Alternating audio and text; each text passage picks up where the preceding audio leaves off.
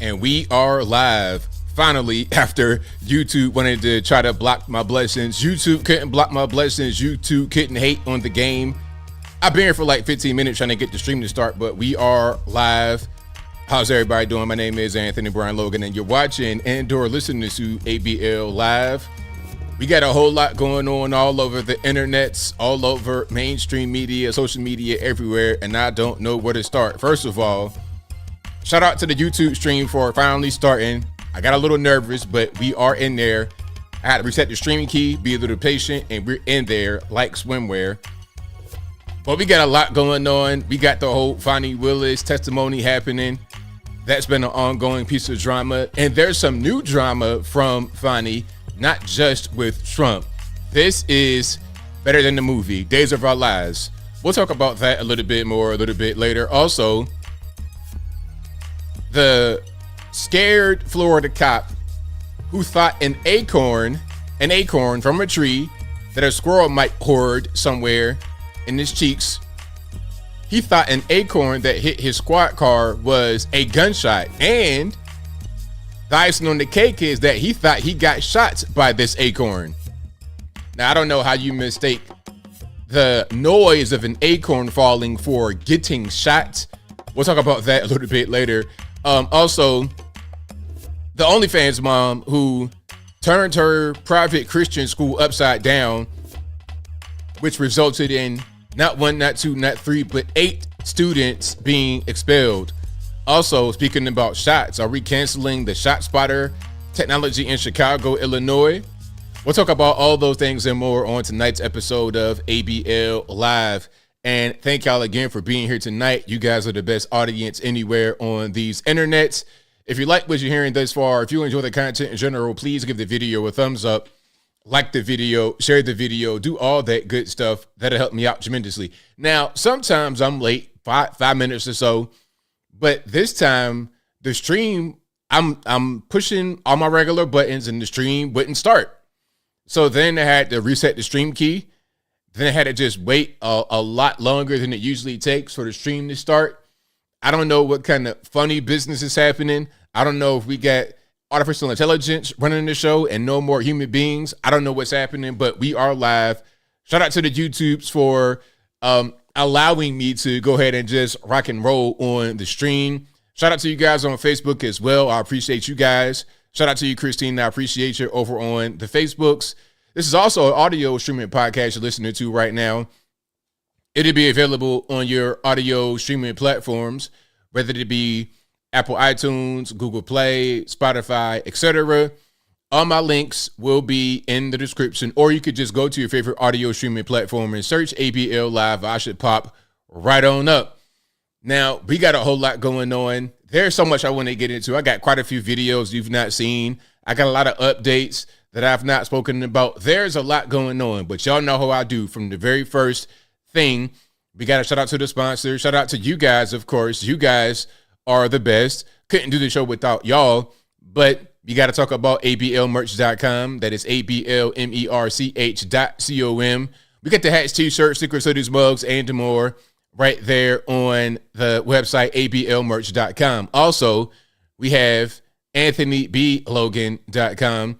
That is ANTHONY, the letter B, LOGAN.com. That's what my own name, right? ANTHONY, the letter B, LOGAN.com. Go to the front page of the website. You'll be able to find articles for each video that I produce.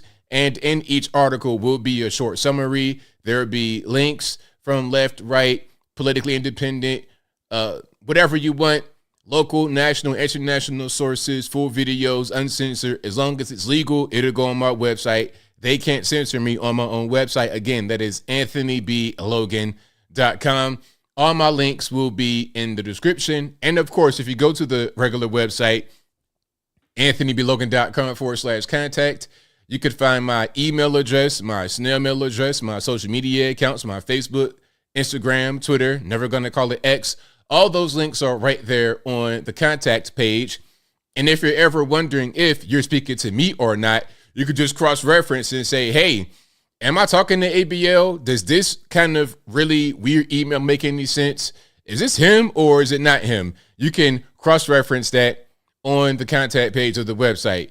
If the email says, I live in Nigeria and I scam Westerners for a living and I give the money to all my girlfriends right here in Lagos at hotmail.com, that's probably not going to be me. All right. I need you to just pay a little bit of attention to who you are talking at and who you're responding to. If you're on a WhatsApp thread with someone who says they're ABL, that's not me.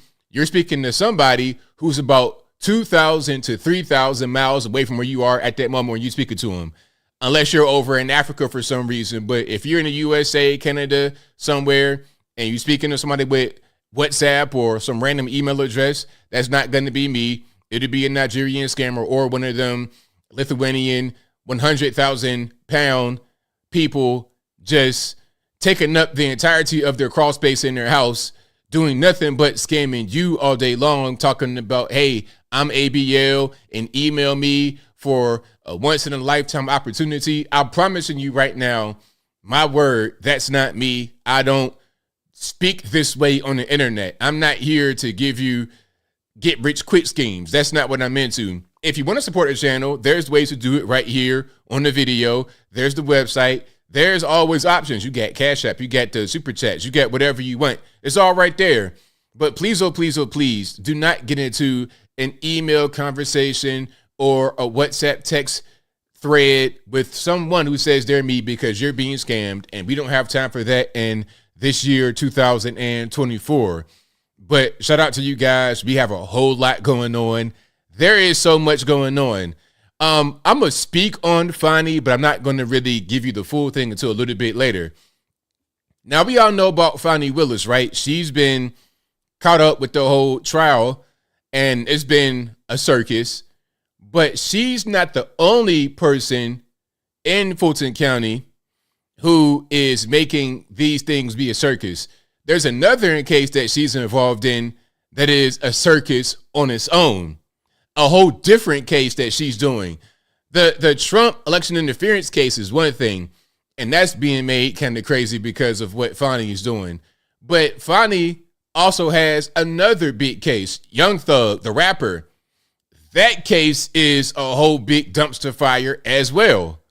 And it's not even necessarily, Fani is part of the reason why, but there's another. I don't know what's going on with Fulton County. I don't know what's in the water, but can y'all please tighten up? Lawyers, DAs, defendant, prosecutor, can you guys just tighten up? I mean, what is that so hard to ask? Is that so hard to ask? You know what? I kind of want to get into it right now. I done already hyped it up. Can we just start with Fani? Can we please do that? Okay, let's start with Fani because there's so much here. Okay, I know I'm kind of kicking it off early with Fani, but I got to get into her because there's a lot. And then I want to kind of go back to the beginning, if you guys bear with me, okay? So you got Nathan Wade. You got Fani's dad coming to the witness stand. You got Fani and Fani's dress. And there's a lawyer from the other Fani RICO case who's acting the fool. There's so much going on. But let's start with Big Nate. Okay. First you had Donovan Big Nut Thomas. Now you got Big Nate Wade. I mean, Fani has a type, I suppose. These big dark-skinned dudes, right? Some of my cousins, some of my kinfolk. I'm not kin to these guys.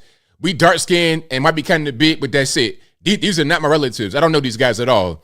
Okay, Nathan Wade, if you're not from West Virginia, I don't know you, sir. I'm not going to claim you in the dark skin community, but let's go ahead and watch some of what he said in court. Then we're going to get to Fani and her backward dress and a lot more. All right, check it out. And if you like what you're hearing so far, y'all know what to do. Please give the video a thumbs up, like the video, share the video, do all that good stuff. That'll help me out tremendously. Now, as of May the 30th, may I ask the question that okay, thank you, Ron. As of May the 30th, 2023, you had sexual relations with Miss Willis. Isn't that correct? The interrogatory, sir, asks during the course of the marriage and the period of separation. Excuse me. My response. Look, we getting straight into it. Okay, we getting straight into it, starting off with a bang. You're getting the slick Willie treatment. Did you or did you not consummate whatever you and Fani had, did you get the draws? Tommy from Martin, did you do it? Yes or no? Answer the question. Your Honor, I would ask that the court direct the witness to answer my question, yes or no. As of May the 30th, 2023, had you had sexual relations with Miss Willis? Yes or no? Mr. Gillen, let's start with at the higher level whether he believes he answered it truthfully, and then we can drill down into why or why not he doesn't, and maybe we'll end up exactly where you left us. Well, but again, Your Honor, the point of it is that the words matter, and that we have to establish what did and didn't. You know what? I'm gonna just jump out there and say this. Whenever there's a question asked of these people on the stand, and there's a lot of filibustering and trying to get around it, to me, in my humble opinion, that means that the answer is going to be embarrassing. The answer is going to be a thing that's going to incriminate them, and they don't want to answer it. They're trying to find some kind of way to refuse to answer the question, and that's what he's doing right here. He doesn't want to answer that question, and the reason why it matters, some are going to say, oh, ABL, that's just salacious. No, because if Nathan Wade and Fani Willis had a romantic relationship that went beyond just a regular, okay, you're a colleague and I know you, it's romantic, then that it ties everything together, because there's receipts of them going on vacation together. It's receipts of him paying for things for her, and it's receipts of him getting money from her through the DA's office. And if it's proven that he gave her kickbacks, that's a felony offense. You're going to the penitentiary. So it's not just salacious. These are all things that matter when you see the full context of what is being alleged here, that there could be a romantic partner kickback, which is, again, 100% illegal. And that causes the election interference case to be in jeopardy, because if it's proven that they did that, the whole kickback thing, and maybe even that she hired him because they were romantic partners, and there was a lot of, if that is to be found out, then what can happen is she can be removed from the case, as well as Nathan Wade and the entire Fulton County DA's office. Everybody, the whole office will be removed from the case. So where does that leave the case? And obviously this case involves President Donald Trump. President Donald Trump.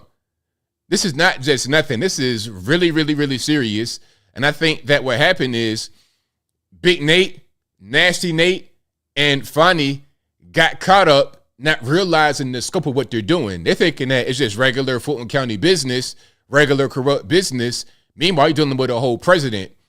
Put some respect on the president's name. But you're being learned right now, sir. You're being learned. Did not happen. And then he can give whatever explanation he chooses to what apparently is a false answer. But I would like an answer to my question. And you may get one. I would like us to start at a high level before we drill down into specifics to see whether he actually contradicted that interrogatory, if I'm making sense. Well, the interrogatory is relevant. Oh, he does actually admit it. I'm going to kind of skip forward a little bit. 2023, isn't that correct, sir? Hold on. Let's go back. You can get him to admit. You did have sexual relationships with someone other than your spouse during the course of the marriage and during the period of separation, which included up to May the 30th of 2023. Isn't that correct, sir? My answer to this interrogatory is none. Is no. So you're saying that you did not have sexual relationships with anyone outside of your marriage, and the period of separation is during the period. Then you're answering the question to this interrogatory, correct, sir? I'm saying during the course of my marriage, I did not have sexual relations to anyone, and this answer is no. Well, again, Your Honor, I understand. You can proceed, Mr. Gill. So, I mean, am I hearing this right? So he says while he was married, which includes separation, because if you are not divorced officially, fully on paper, you're married, separated, estranged. All these are just words for your status in marriage. You're still married. So his answer to the question of any kind of fornicating while married is no. Maybe I'm hearing wrong. Maybe I'm hearing lawyers speak to confuse me, but that's kind of what I heard. We need a yes or no. Let's just get down to it. Did you or did you not, by May the 30th, 2023, have had sexual relations with Miss Willis, yes or no? Yes or no? Yes. Okay. Now, There it is. Did you or did you not, by May 23, fornicate with Fani? Yes, I did. But he just said that when he was married, there was no fornicating. So I'm kind of confused because I'm thinking that the divorce either just got settled or he's still married right now today in February 24. And if he's not married anymore and it's finalized, it just got finalized this year in 24. So he's saying up to 23, him and Fani had been fornicating, or at least had done it at one time. So you're saying different things that are not the same. So I'm trying to figure out which one is true. And if you're lying on the stand, that's called perjury.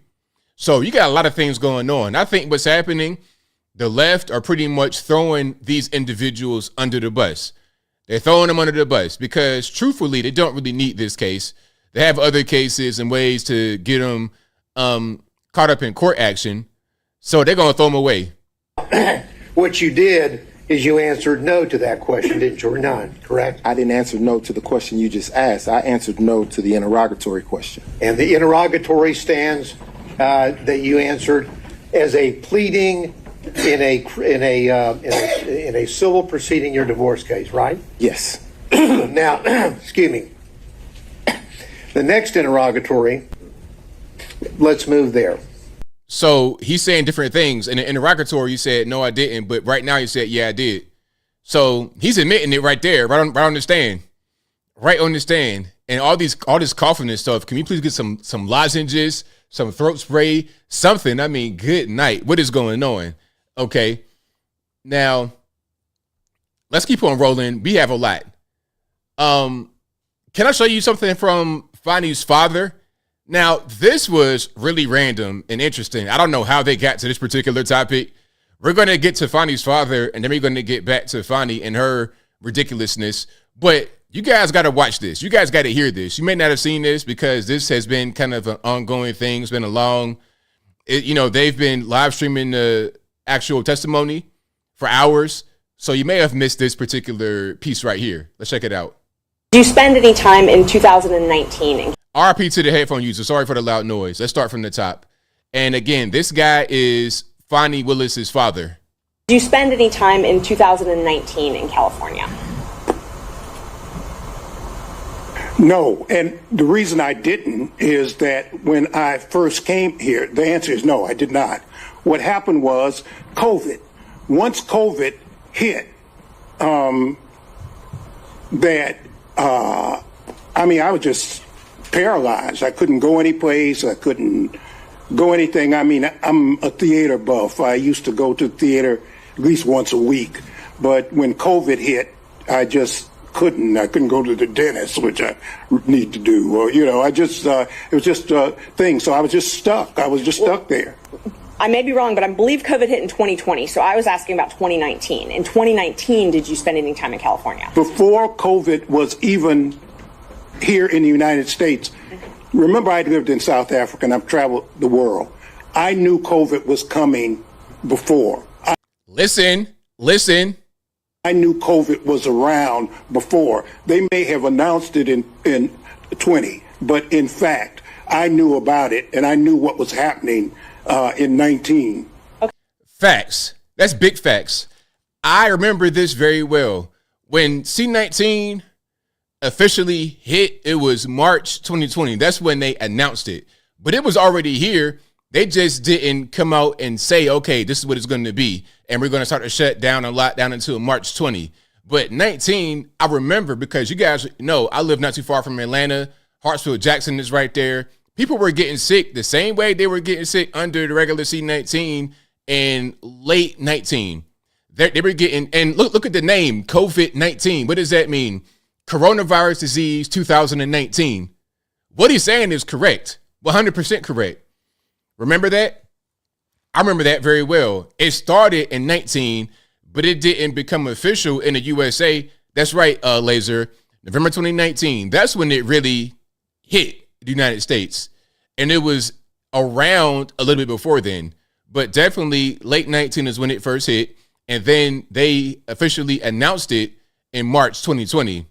I remember that very well because I was in LAX. I just filmed Jubilee.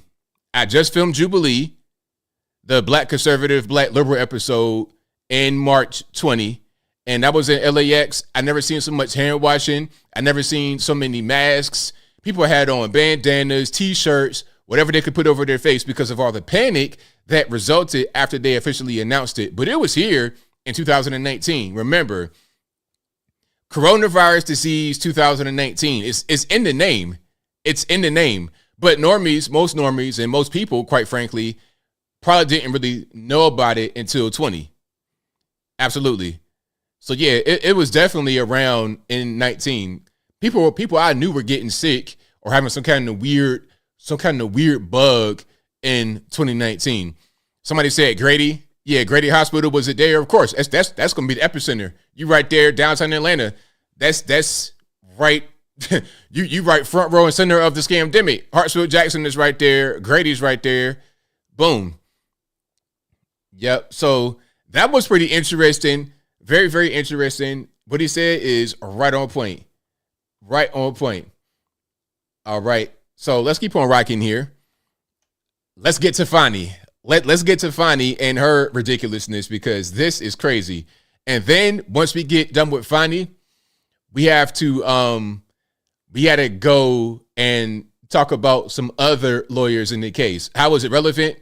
What do you mean how is it relevant? This is the Fani Willis case, and that's Fani Willis's father. Like, why? What do you mean? I don't understand. So let's check out Fani. And of course, all of this is about her being unfit to prosecute the election interference case involving Donald Trump. So yeah, let's watch this.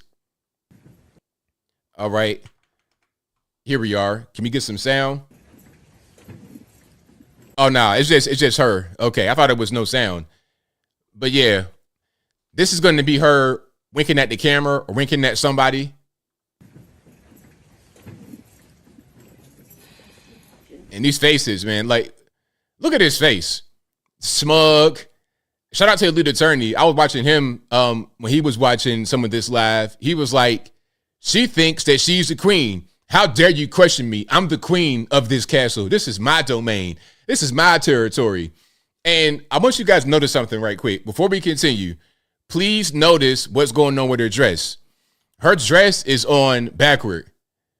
Okay, you guys, women out there, you know how dresses are supposed to work, right? The zipper in a dress like this is supposed to be in the back. It's not supposed to be in the front like this. And they found some internet sleuths out there actually found the dress that she's wearing on whatever website it's on, and they show evidence of this being backward because it's like a little bow right here. That's not supposed to be in the front, it's supposed to be in the back. So this whole thing is crazy. And then somebody said Nasty Nate turned her dress backward before they came to the courtroom. I don't know who said that. I'm not saying that's what happened, but the dress is on backward. Let's keep on going. As you know, Mr. Wade is a Southern gentleman. Me, not so much. I think I bought him. He likes wine. I don't really like wine, to be honest with you. I like Grey Goose. Grey Goose. Okay. Which was it? You like Mad Dog 2020? You like Hennessy on the rocks? No chaser, no mixed drinks. Grey Goose. But anyway. This is the truth, Judge. And it is a lie. It is a lie. You're confused. You think I'm on trial. These people are on trial for trying to steal an election in 2020. I'm not on trial, no matter how hard you try to put me on trial. So there's more. That was just a little compilation of some of her most interesting moments. But I got to show you guys the dress because this is crazy. How you going to be the DA and wear your dress backward? Like, what is going on with that? I got to show you guys that, and then we keep on moving. Then we're going to get to an update you guys have probably not seen. You guys have probably not seen this particular update here. All right, y'all give me.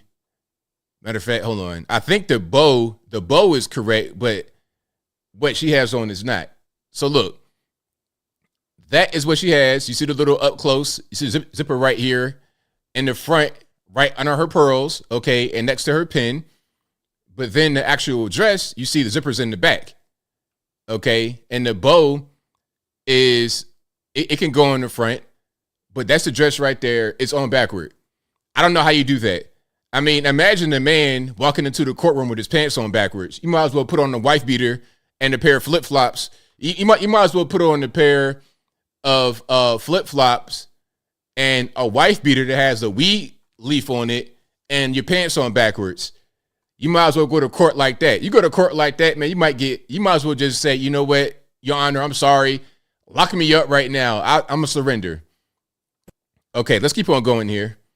Let's check this particular piece out. Then we're going to get to one of the lawyers in another case that Fani is also presiding over. That Fani also brought to the courtroom. Oh, it's a different dress, but does the dress zip from the front? Is that how dresses normally work? I've not really seen a lot of dresses like that, but I could be wrong. She is the high-profile face of the prosecution against former President Trump in the Georgia election interference case. Fani, F-A-N-I, last name is Willis. But late today, Fulton County District Attorney Fani Willis herself took the witness stand. And I've been very anxious to have this conversation with him today, so I ran to the courtroom. In an often contentious back and forth, It is a lie. It is a lie. Willis was pressed about details of her personal relationship with Nathan Wade, who she hired as special prosecutor on the Trump case. You and Mr. Wade met in October 2019 at a conference? That is correct. And I think in one of your motions you tried to implicate I slept with him at that conference, which I find to be extremely offensive. That's hilarious. So she's getting mad that, okay, so she met Nasty Nate in 2019 at a conference, and I guess it was insinuated that her and Nate started their physical relationship at the conference, and she's offended at that notion. Why are you offended at that notion while you and him have both admitted that y'all were sleeping together before you was divorced with a married man? And then you had the audacity to go on television, not on television, pardon me. You had the audacity to go to court and file a motion against his wife, talking about she's harassing you and being influenced by outside people to interfere with the case. Like she's in the way, like she's the problem. Ma'am, really? You got a lot of nerve. But I think she thinks she's invincible here. That's what I think. Extremely offensive. Willis's testimony was a shocking twist in a fiery evidentiary hearing that focused on allegations that Willis financially benefited from her personal relationship with Wade in the form of romantic getaways. Allegations first made by Trump co-defendant Michael Roman and his attorney Ashley Merchant in an effort to get Willis removed as prosecutor, a move that would throw the entire Georgia case against Mr. Trump into question. Now, I'll park that video right there because he's pretty much covered that whole situation, but you see what's happening with Fani. Now, remember, Fani has two big cases right now. First, the case involving President Donald Trump and many others in the election interference case, saying that he was trying to interfere with the election in Georgia and trying to get votes to go for him, trying to steal votes or whatever. That's the allegation against Trump and many other co-defendants, including Michael Roman, who brought the allegations of her and Nasty Nate to the forefront. That's one case. But there's also the case of the rapper Young Thug and Gunna. This is a very important case. Not just because he's a celebrity you're talking about. It's also because this gang, allegedly that Young Thug is the head of, have been involved in 50 murders in Atlanta since 2014-ish. 50 murders in Atlanta. They said, I saw some stat that said they're responsible for like 20% of crime in Atlanta. Some crazy number like that. Like this is a really, really, really big case. So you got two big cases, one involving a president, the first ever, and another involving a gang that is responsible for a ton of death, allegedly. And allegedly, a gang that is responsible for taking one of her ex-boyfriends, a guy by the name of Donovan Big Nut Thomas. Now, let's go to that particular case, okay? Let's get past the Trump case, and we're going to go to this one. A defense attorney in that case got arrested I lie to you not. And we're going to see her. We're going to see the news clip. Then we're going to see her on TikTok or something talking about it. Oh, I promise I'm not making it up. Let's check it out. Another busy day in the Fulton County Court as more witnesses take the stand in District Attorney Fani Willis's disqualification hearing, what her father told the courts about the death threats against his daughter. But first, at 4, authorities have arrested a criminal defense attorney on charges she told a murder suspect to throw away evidence. Good afternoon, and thanks so much for joining us for Fox 5 News at 4. I'm Christine Spiro. Fox 5's Tyler Fingert has been working on this breaking story throughout the day today. Tyler is live now with more. What can you tell us? Yeah, Christine, good afternoon to you. One of the defendants who represents one of the attorneys representing a defendant in the YSL gang case is now in trouble herself. And I've learned that she faces a gang charge herself. This is Nicole Fegan. She was arrested today in Gwinnett County, stemming from a September 2022 deadly shooting in downtown Atlanta, not far from Centennial Olympic Park. Fegan is not accused of shooting anyone, but Atlanta police say investigators learned she contacted a suspect in the shooting and told him there was a warrant for his arrest. Investigators. Now, okay, wait. Now, the suspect we're talking about, guess what his name is? Guess what his name is? Just guess. Okay, we're talking about rappers, Young Thug. Okay, the leader, one of the leaders is Young Thug. That's his name. Okay, as a matter of fact, I'm going to show you guys Young Thug. If you guys have not seen him before in your life, I want to show you how Young Thug looks. And if this guy's the leader, I want you to think how everybody else looks and what their name is. Okay, hold on. This is Young Thug. This is a leader of YSL, allegedly, the gang that is allegedly taking 50 lives in Atlanta in about 10 years or so, maybe a little bit less, probably about 8 years of time. 50 bodies, allegedly. Now, he's also a very famous rapper. Now, imagine what one of his underlings looks like and what his name is. Okay, all right. I'm gonna come back. Whatever kind of ridiculous name you can think of, you might actually get it. I'm gonna tell you his name in a minute. Let's watch this. Say she learned about that during a court hearing related to the shooting. Police say she told the suspect, who they aren't identifying, to dispose of his phone as police were going to arrest him. Detectives say Fegan was not representing the suspect that she called. She faces 2 charges: participation in criminal street gang activity and solicitation to tamper with evidence. Fegan represents YSL defendant Tinquarius Mender. Besides Tinquarius Mender. Tinquarius. Somebody said it. Somebody said Martavius. You were pretty much right there. You had a few of the actual syllables. If this was the lottery and you got credit for picking some of the numbers, you would get about 70% of the pot for saying Martavius. Tinquarius, Traynard, Nard, Mender. I'm not making it up. Young boy, 21. Lawyer lady, that's not even your client. What are you doing? I'm going to show you her in a little bit more of a natural setting, okay? Besides Fegan, police have also arrested Keontae Davis in this case. It's unclear if he's the suspect she called, but officers took him into custody last February after he was pulled over for rolling through a red light. This is body camera video of that arrest. Davis is accused of taking part in the deadly shooting, which went from an argument to gunfire. One person was killed and another was injured in that case. He faces at least 2 charges, including murder. Back out here live, we have been working to get her arrest warrant, but so far we have not gotten that. We're going to continue to follow the story and bring you the very latest coming up on Fox 5 News at. Okay, so that's that. So you see what's going on. Part in the freeze frame right there.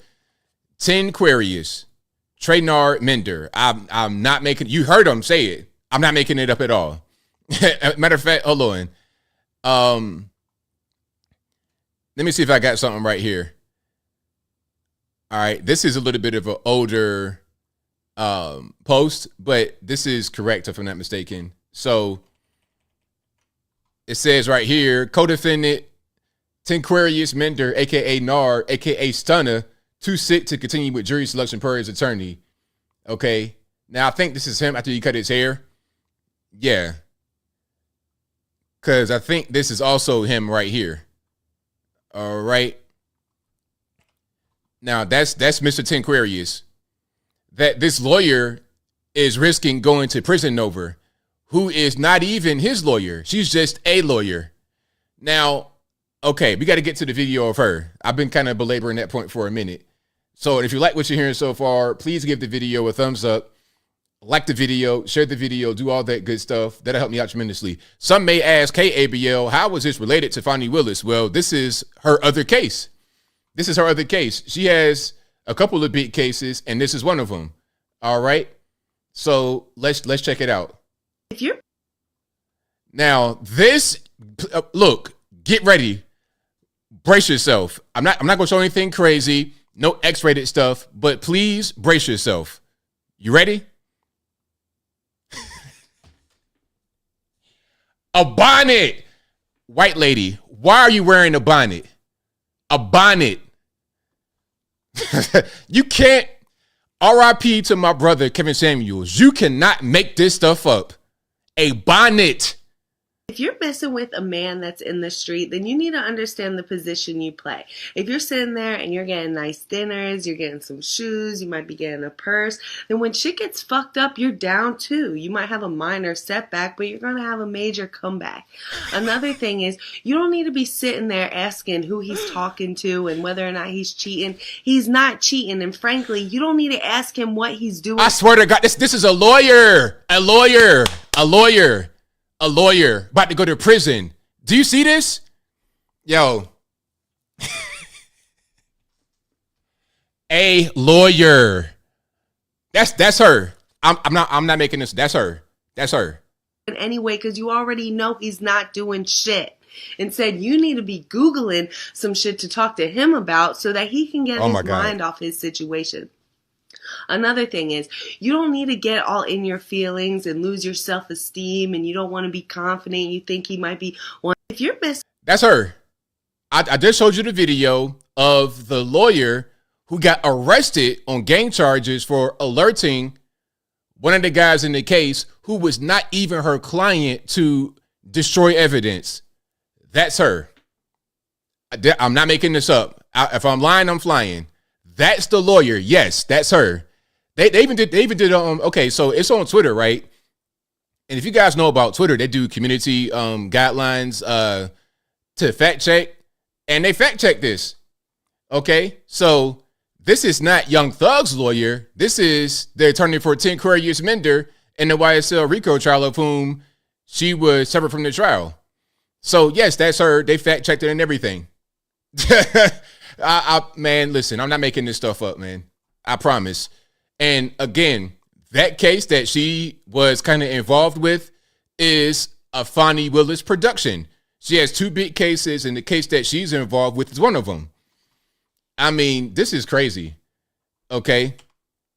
This is totally crazy. Her name is Nicole Fegan. Okay. So if you like what you're hearing so far, please give the video a thumbs up. Like the video, share the video, do all that good stuff. That'll help me out tremendously. Boy, oh boy, oh boy. My goodness. And she graduated from John Marshall Law School in 2014. So she's got to be in her 30s. What are you doing with the young 21-year-old? I wonder. Anyway, I wonder. 21-year-old street dude. And you know what? Can I talk about that for a minute? Just quickly. Shout out to my new channel, Uncle ABL. I might cover that on that channel in a little bit of different detail. I'm going to give you a quick little piece, and then I'll move on. I promise. When I was in Virginia, and I was probably about 25, 26 or so, I remember seeing a young dreadhead black dude in the car with this elderly, the lady had to be about in their 50s, white lady, in the Buick, Oldsmobile, some kind of car she probably had for about 30 years. Young dreadhead black dude in the back, not saying nothing. I already know what it is. Man, please, look, if y'all gonna do stuff like that, I suggest you don't, man, because these guys could actually bring your life to an end just for being who they are. Street dudes, he's on trial for actually murder, and you're saying, hey, there's evidence that you did it, so go ahead and get rid of that. I can't get over that, man. That's crazy. So shout out to Miss Shower Cap or Bonnet. I have no words. I'm done. Okay, let's go back. Speaking about not having any words, let's go to a few of these interesting videos that I wanted to show you guys. She about to be down into the penitentiary, Big Rocks, Little Rocks. Imagine doing something like that and putting that video out on TikTok and then getting arrested for it. And my. Now, speaking about some of these videos possibly being not real or whatever, that was obviously real. But when you see videos that are not so specific, they could be fake. Although the one that I showed you was 100% real. Now, you know about AI, artificial intelligence, where you got these fake pictures of people or whatever. They have those out. But there's also fake videos. But the video I showed you was not fake, although this one is, if you're on the same page, okay? Let's check it out. All right, no sound here. It's just this video is fake. Now, it looks kind of janky to me. The hands and everything. That's one thing AI has a hard time doing. The chair is obviously kind of just all over the place. I don't know what's going on with the chair. Like, that's not natural at all. But this is a fake video. Now, this is just in the infancy stages of AI. So what happens when they really when they get it together and they really get it to be mastered, what'll happen then? Just like we had the original Nintendo in the 80s. What was it? What came out, like 1984? So from 1984 to right now, 2024, 40 years, we see how far the Nintendo graphics have come into now, where we have virtual reality, we have all kind of just mind-blowing, crazy graphics that look hyper-realistic. So this video right here is fake, although the white lady in the bonnet video was 1,000% real, and so are her charges for alerting one of her boyfriends, allegedly, that he about to go to the penitentiary. He should delete some evidence that is, there. So let's keep on going. Now, back to some more real videos. Shout out to Clown World. You guys follow Clown World on on the Twitters, maybe even other places, but definitely Twitter. This caption says, "This is what happens when you stop eating meat and overdose on soy." Now, this is a TikTok, and TikTok is the Antichrist. The caption says, "What the world would look like if men and boys could express themselves freely?" ? And you got this guy laying on the ground with his shirt off and his hands over his chest, about to start crying, I suppose.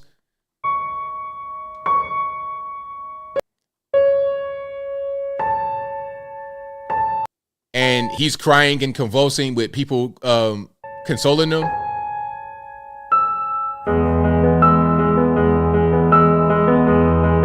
Now, look, I'll tell you what, I don't want no dude picking me up. Look, listen, I'm not trying to have a man hug me and pick me up off the ground while he's doing it. We're not going to do that. I'd rather you just fight me and we can have there'd be a better exchange of anything positive through like a fight, and we can at the end of it shake hands rather than picking me up off the ground and giving me a hug like this. We're not doing that. Men don't do this. There's a whole thing about men got to show expressions and emotions, things of this nature. This is why we don't do it, because I'm not going to have Mr. Man Bun pick me up off my feet. We're not doing it.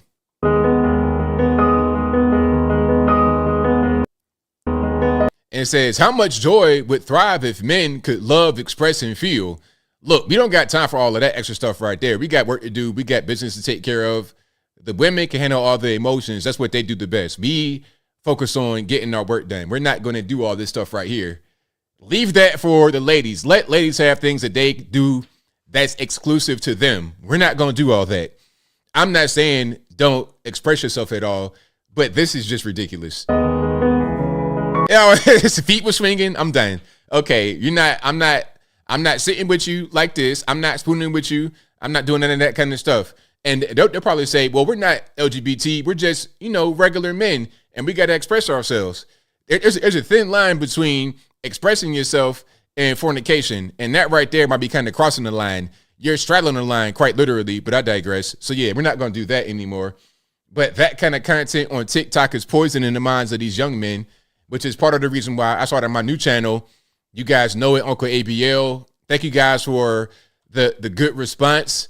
I'm not going to say I'm surprised at the response, but I'm definitely motivated by the response.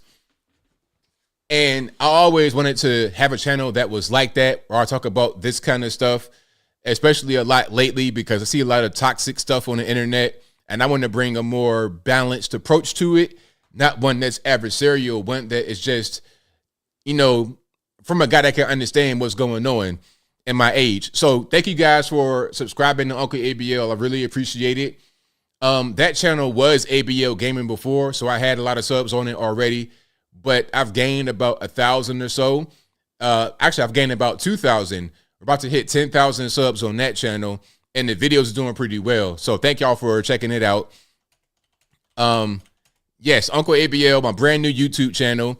I will link to it right here.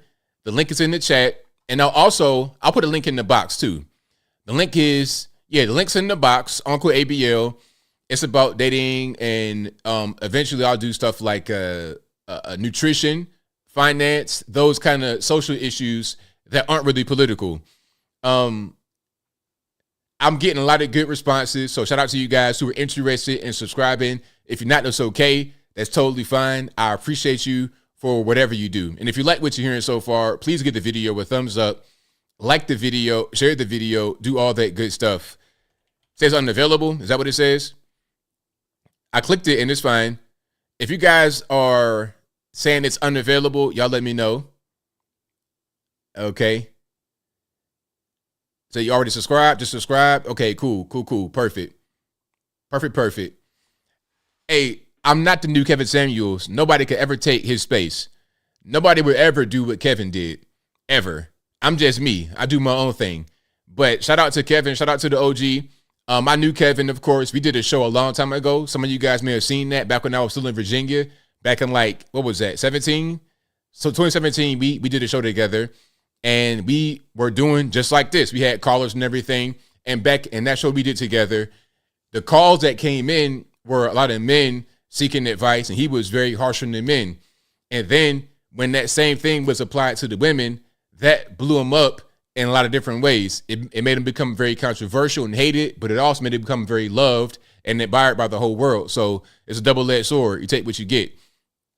All right. But speaking about some of these videos that are kind of cringe, as the one we saw with the guys getting picked up and hugged by Mr. Man Bun, we have Miss Susan Sarandon engaging in a pro-Palestine protest. Now, I'm not necessarily against a ceasefire, but I am against cringe. I'm not necessarily against ceasefire. I'm not necessarily against peace in general on both sides, but I am against cringe, which is what Miss Susan Sarandon is trafficking in. Let's check it out. Ceasefire now. Ceasefire now. Ceasefire now. Ceasefire. Wait a minute. Wait. Did I see a cat? Oh, no, I'm tripping. Okay, I thought it was a cat in that bag. Let's start from the top, shall we? Ceasefire now. Ceasefire now. Ceasefire now. Ceasefire now. Ceasefire now. Ceasefire now. Ceasefire now. Let Gaza live. Let Gaza live. Let Gaza live. Let Gaza live. Let Gaza live. Let Gaza live. Stop genocide. Stop genocide. Stop genocide. Stop genocide. Stop genocide. Stop genocide.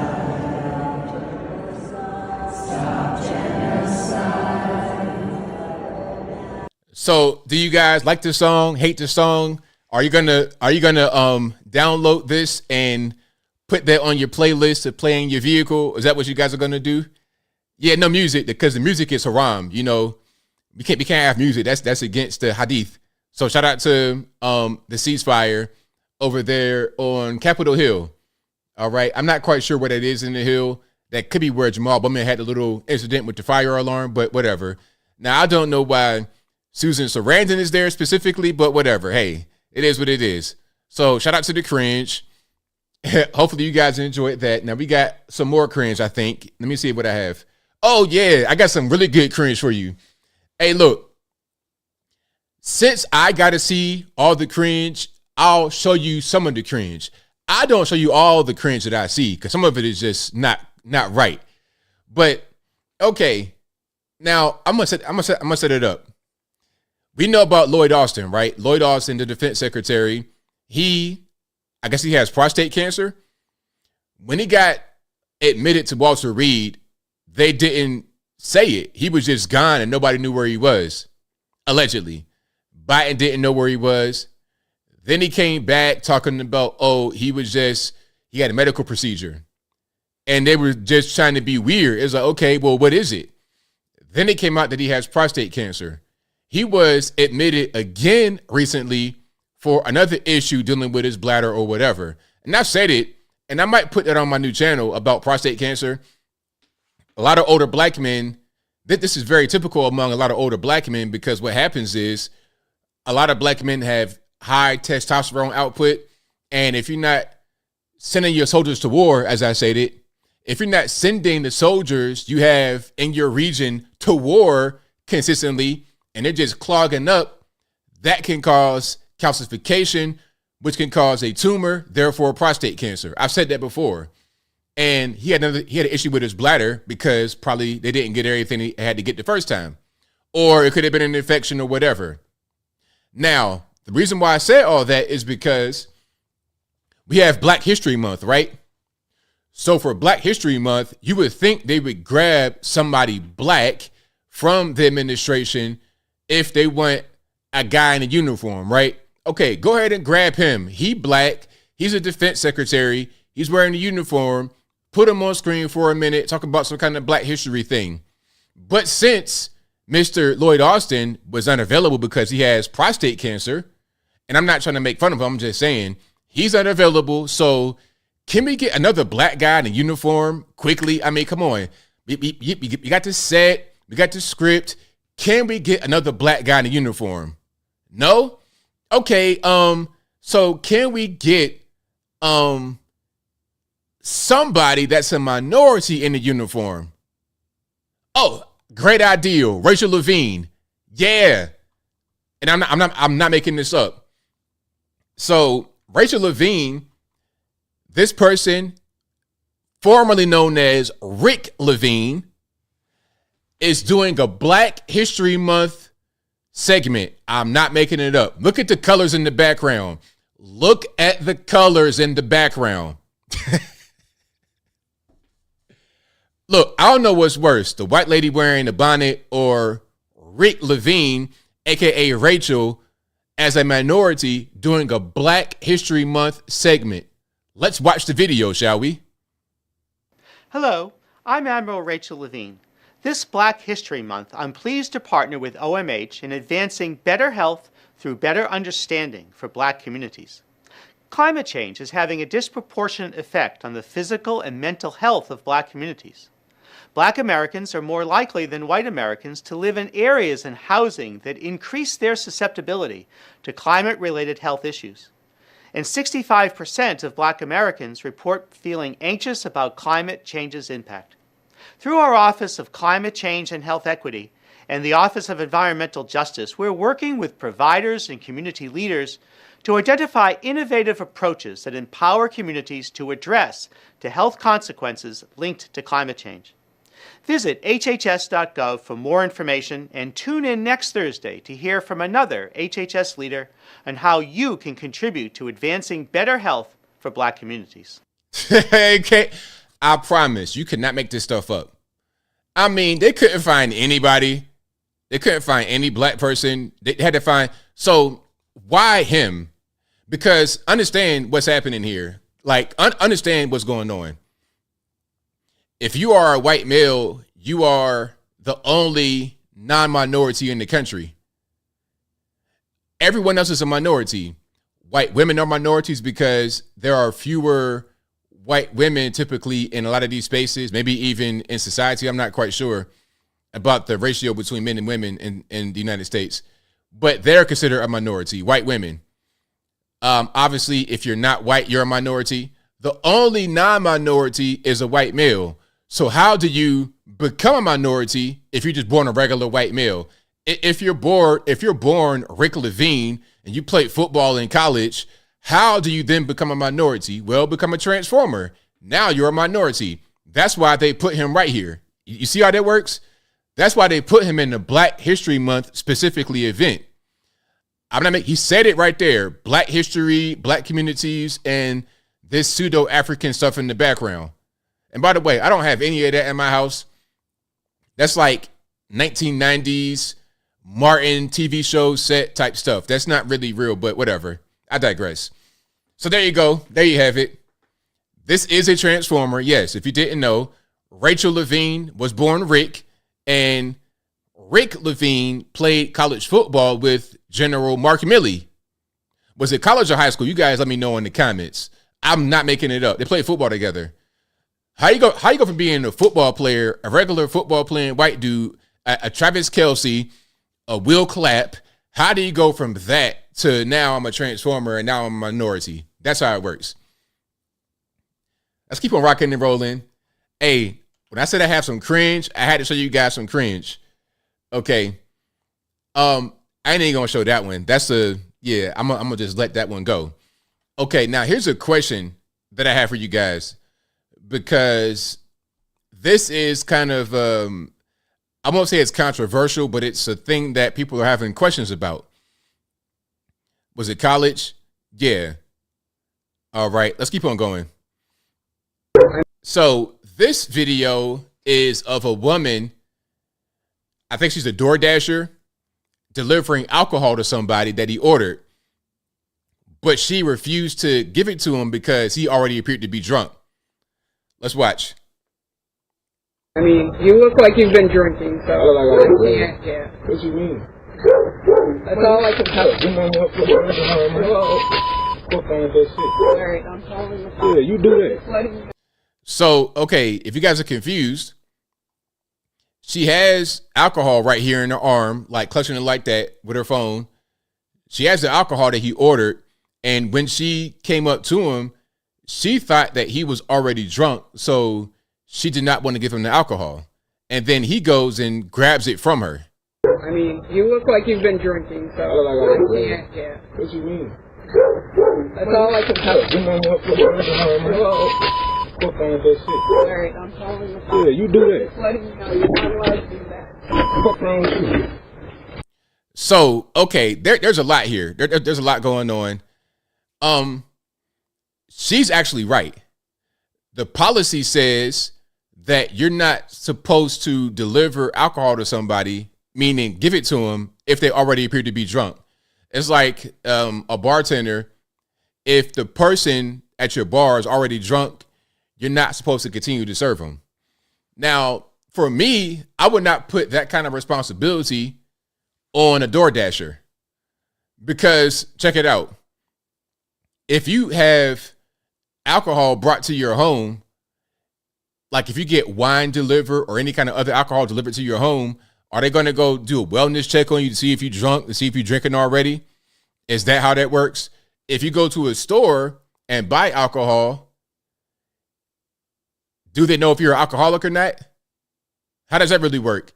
You go into the 7-Eleven, you're a degenerate alcoholic. How are they going to stop you from buying the alcohol? You may not be drunk at that time, but you're going to get drunk later. So how did they really stop that? But she's correct. The policy from DoorDash is that they're not allowed to deliver the alcohol to somebody who already appears to be drunk. Now, I think that's probably a bad policy. I understand why, but that shouldn't be DoorDash's responsibility. Look, we're talking about alcohol. It's legal to purchase. I mean, what are you really going to do about that? So what do you guys think? Look, he's at his house, but it doesn't matter because the policy does not state that the policy is not in effect if they're at home. The policy from DoorDash, remember, DoorDash, you guys know what it is, obviously. You order things and have it brought to your home. The policy says if you get to the home and deliver the beverage and the person appears to be drunk, you cannot actually deliver it. Your responsibility is to hold it and not give it. That's their policy. Now, I think that's bad policy. So I agree with you guys who say that he's at home or whatever. I'm with you. The policy says something else. So really, it's a DoorDash issue that she was trying to follow. At the end, she said, you're not allowed to do that because she knows what the policy is. Now, if she delivers the alcohol while he's drunk and then something happens, she could lose her DoorDash gig. That's a problem. I don't like that policy because it puts too much pressure on the dasher. Look, my job is not to make sure that you are living your life well. And here's something else. Okay, check it out. It's not DoorDash. It's an app called Dritzly. It doesn't matter because the policy is a policy. So whether it's DoorDash, whether it's the other apps you're talking about, the policy is a policy. So if DoorDash has a policy and that app has it as well, it is what it is. So policy isn't the law. But see, the thing about it is, if you break the policy and you lose your job, then what? So what do? I say the same thing as Martin says. So if you deliver a pizza to the 1,000-pound Lithuanian guy's house, laying on the ground in the basement, filling the entire crawl space of his house with his weight, should you not bring the pizza because he's already obese? I understand the same thing. But it's not me. It's a policy that she was trying to follow. So the policy isn't right. But she was simply following the policy of, and then also, here's something else. Here's the next piece. If you use these apps to get things brought to you, you also agree to the policy. So it's a two-way street. It's not just her, it's him too. But I say it's a bad policy for sure. All right. Now we got a lot more here, actually. Shout out to Trump. Trump debuted some sneakers. So he went to SneakerCon in Philly. Now, I'm not a sneakerhead. I'm not into basketball shoes, Jordans, and things of this nature. The shoes I wear the most are Toms. If you guys know about Toms, these are like kind of plain shoes. I don't wear those kind of elf-looking Toms. I wear like regular sneakers. That's kind of what I wear all the time. And when it's warm outside, a pair of flip-flops or some canvas, plain white or different color, a navy. I'm really playing with my shoes. My style is just kind of my own. I don't really get into the sneaker culture.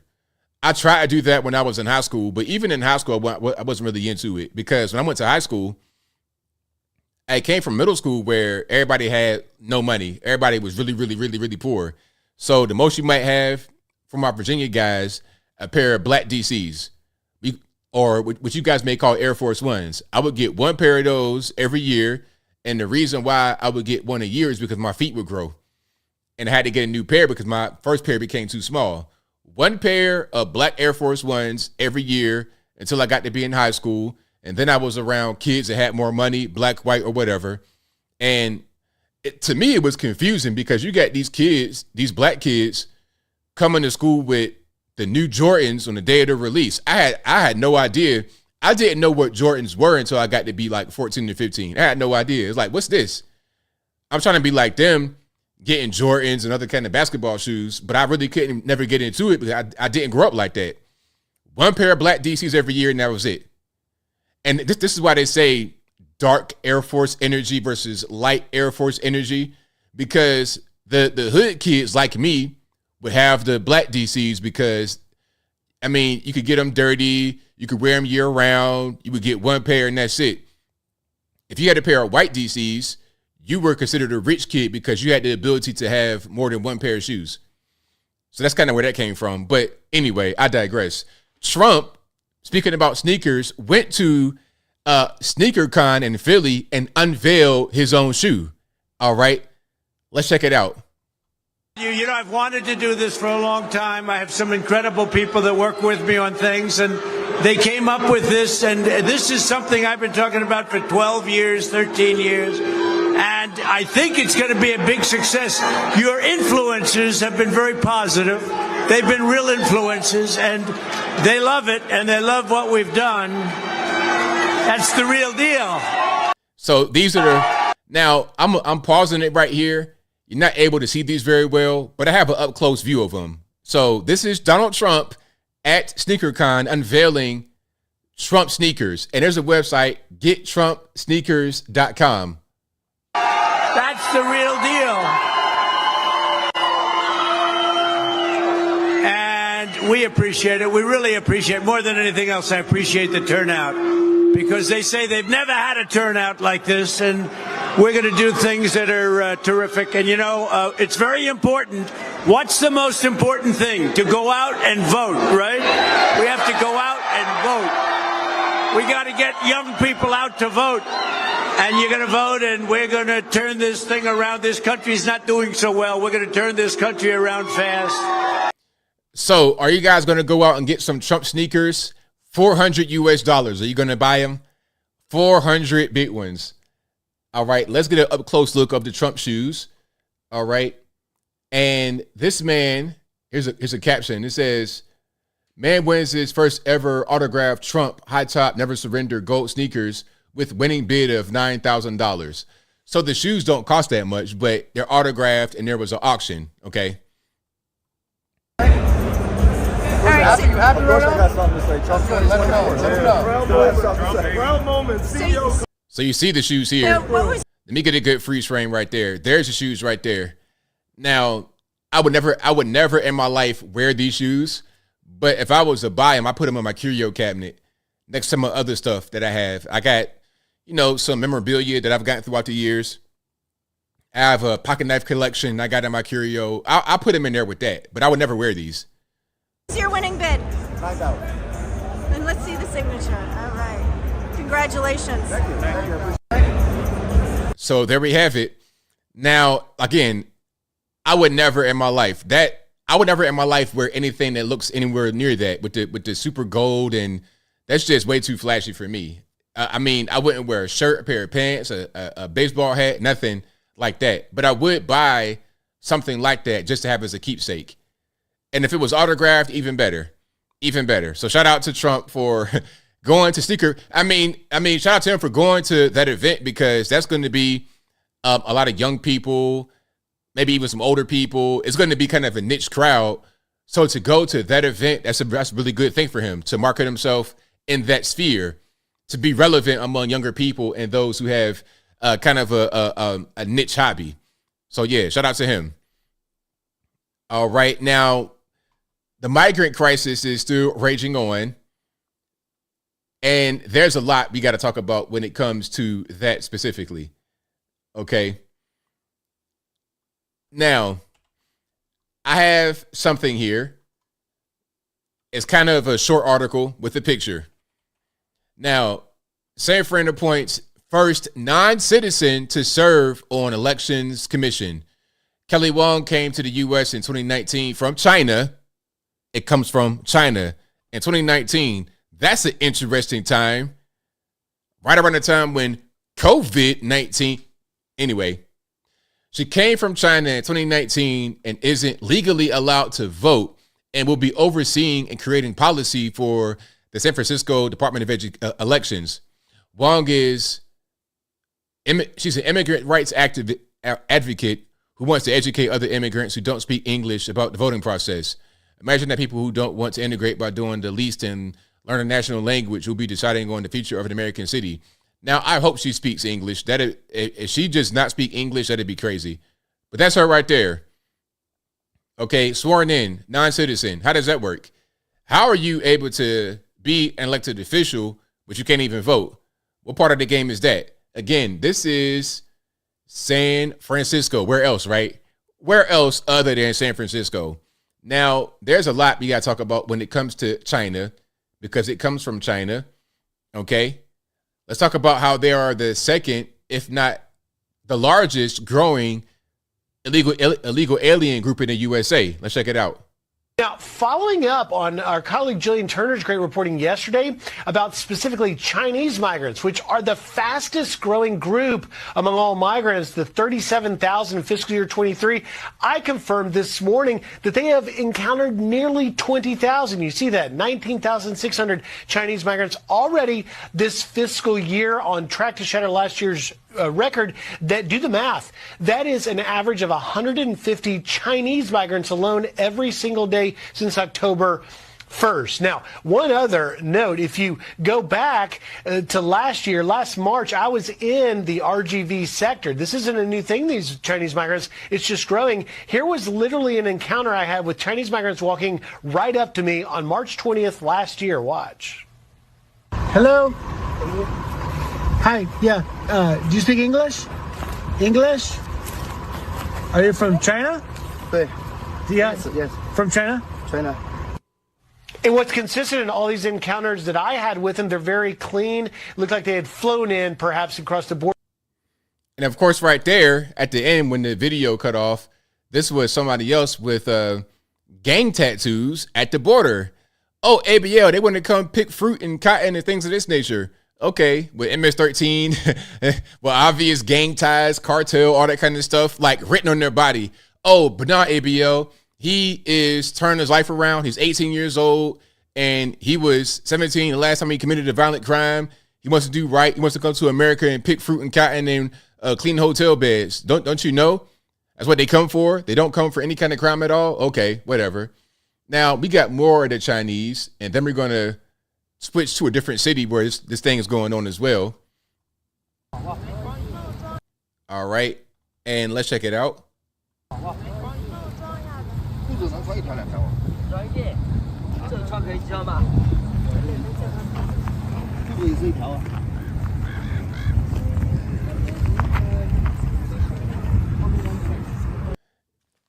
Do you see what I see? These are like regular Chinese citizens. These are like not even, these are just regular people. I mean, look at this. Look at your man right here. I mean, what are we doing? I mean, you just got regular working people.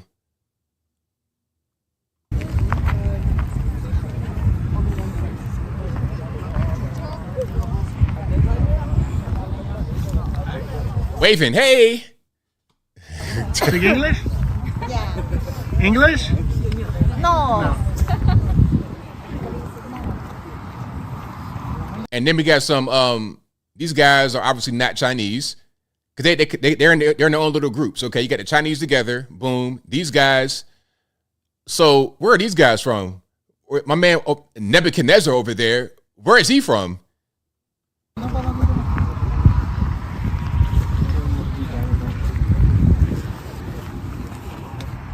Some place that ends in Stan, possibly, or India.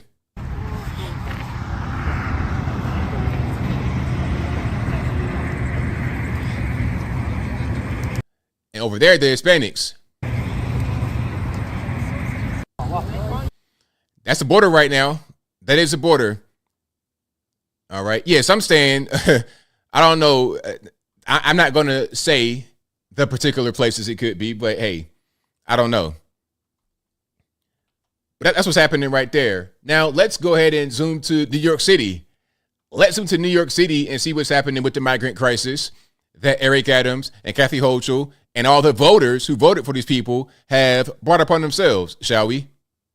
Harlem residents went looking for answers Thursday night about a once luxury building on Adam. Hold on, I'm seeing a sign right here.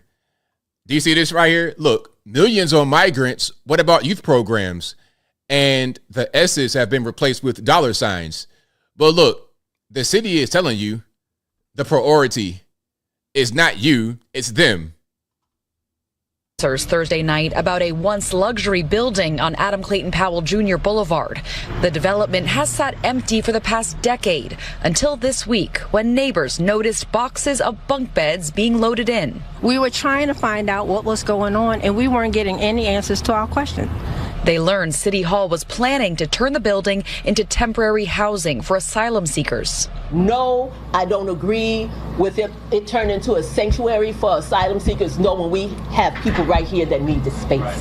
While neighbors were gathering to share their concerns, Mayor Eric Adams dropped in to answer questions. You are the mayor. We do not want to hear excuses. But the mayor announced a change of course. I told the team, find out what's going on here. We're not moving folks into a brand new building when you have long-term needs into a community. That's not going to happen. The luxury building will instead be a shelter for long-term New York City families.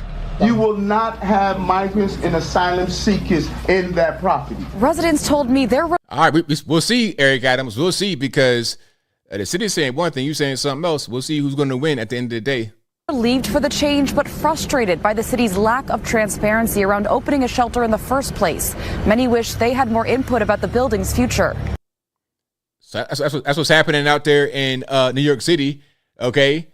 You homeless, you're a veteran, you're a taxpaying citizen. Hey, man, look, we don't have time to do with you. We got to do with them, because that's going to be your replacement. That's the future. So we're not really too much concerned about your concerns. Eric Adams can say what he wants to say, but you guys don't believe him. Shout out to you, Vincent, DCF Press. You guys don't believe him. I don't really believe him either. Okay, I'm not really too confident in what he's saying here. Speaking about lack of confidence, East Palestine.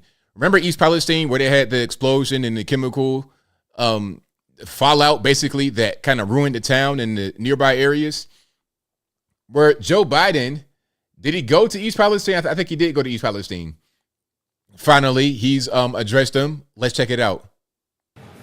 You know, I want to thank the folks of East Palestine. I want them to understand that we're not going home no matter what till this job is done. And it's not done yet. There's a lot more to do. The vast majority has been done. But we're going to stay to the very end. Every need is met. The sign language interpreter, are you seeing this? Like, why must they be so extra? Is that needed? All the facial expressions? You know, I want to thank... Maybe it's me. But yeah, Joe Biden finally went to East Palestine, Ohio, where they had the train derailment. Now, when did that happen, actually? Hold on, let me just make sure I'm saying the right thing. This happened in February 2023, over a year ago, February 3rd, 2023.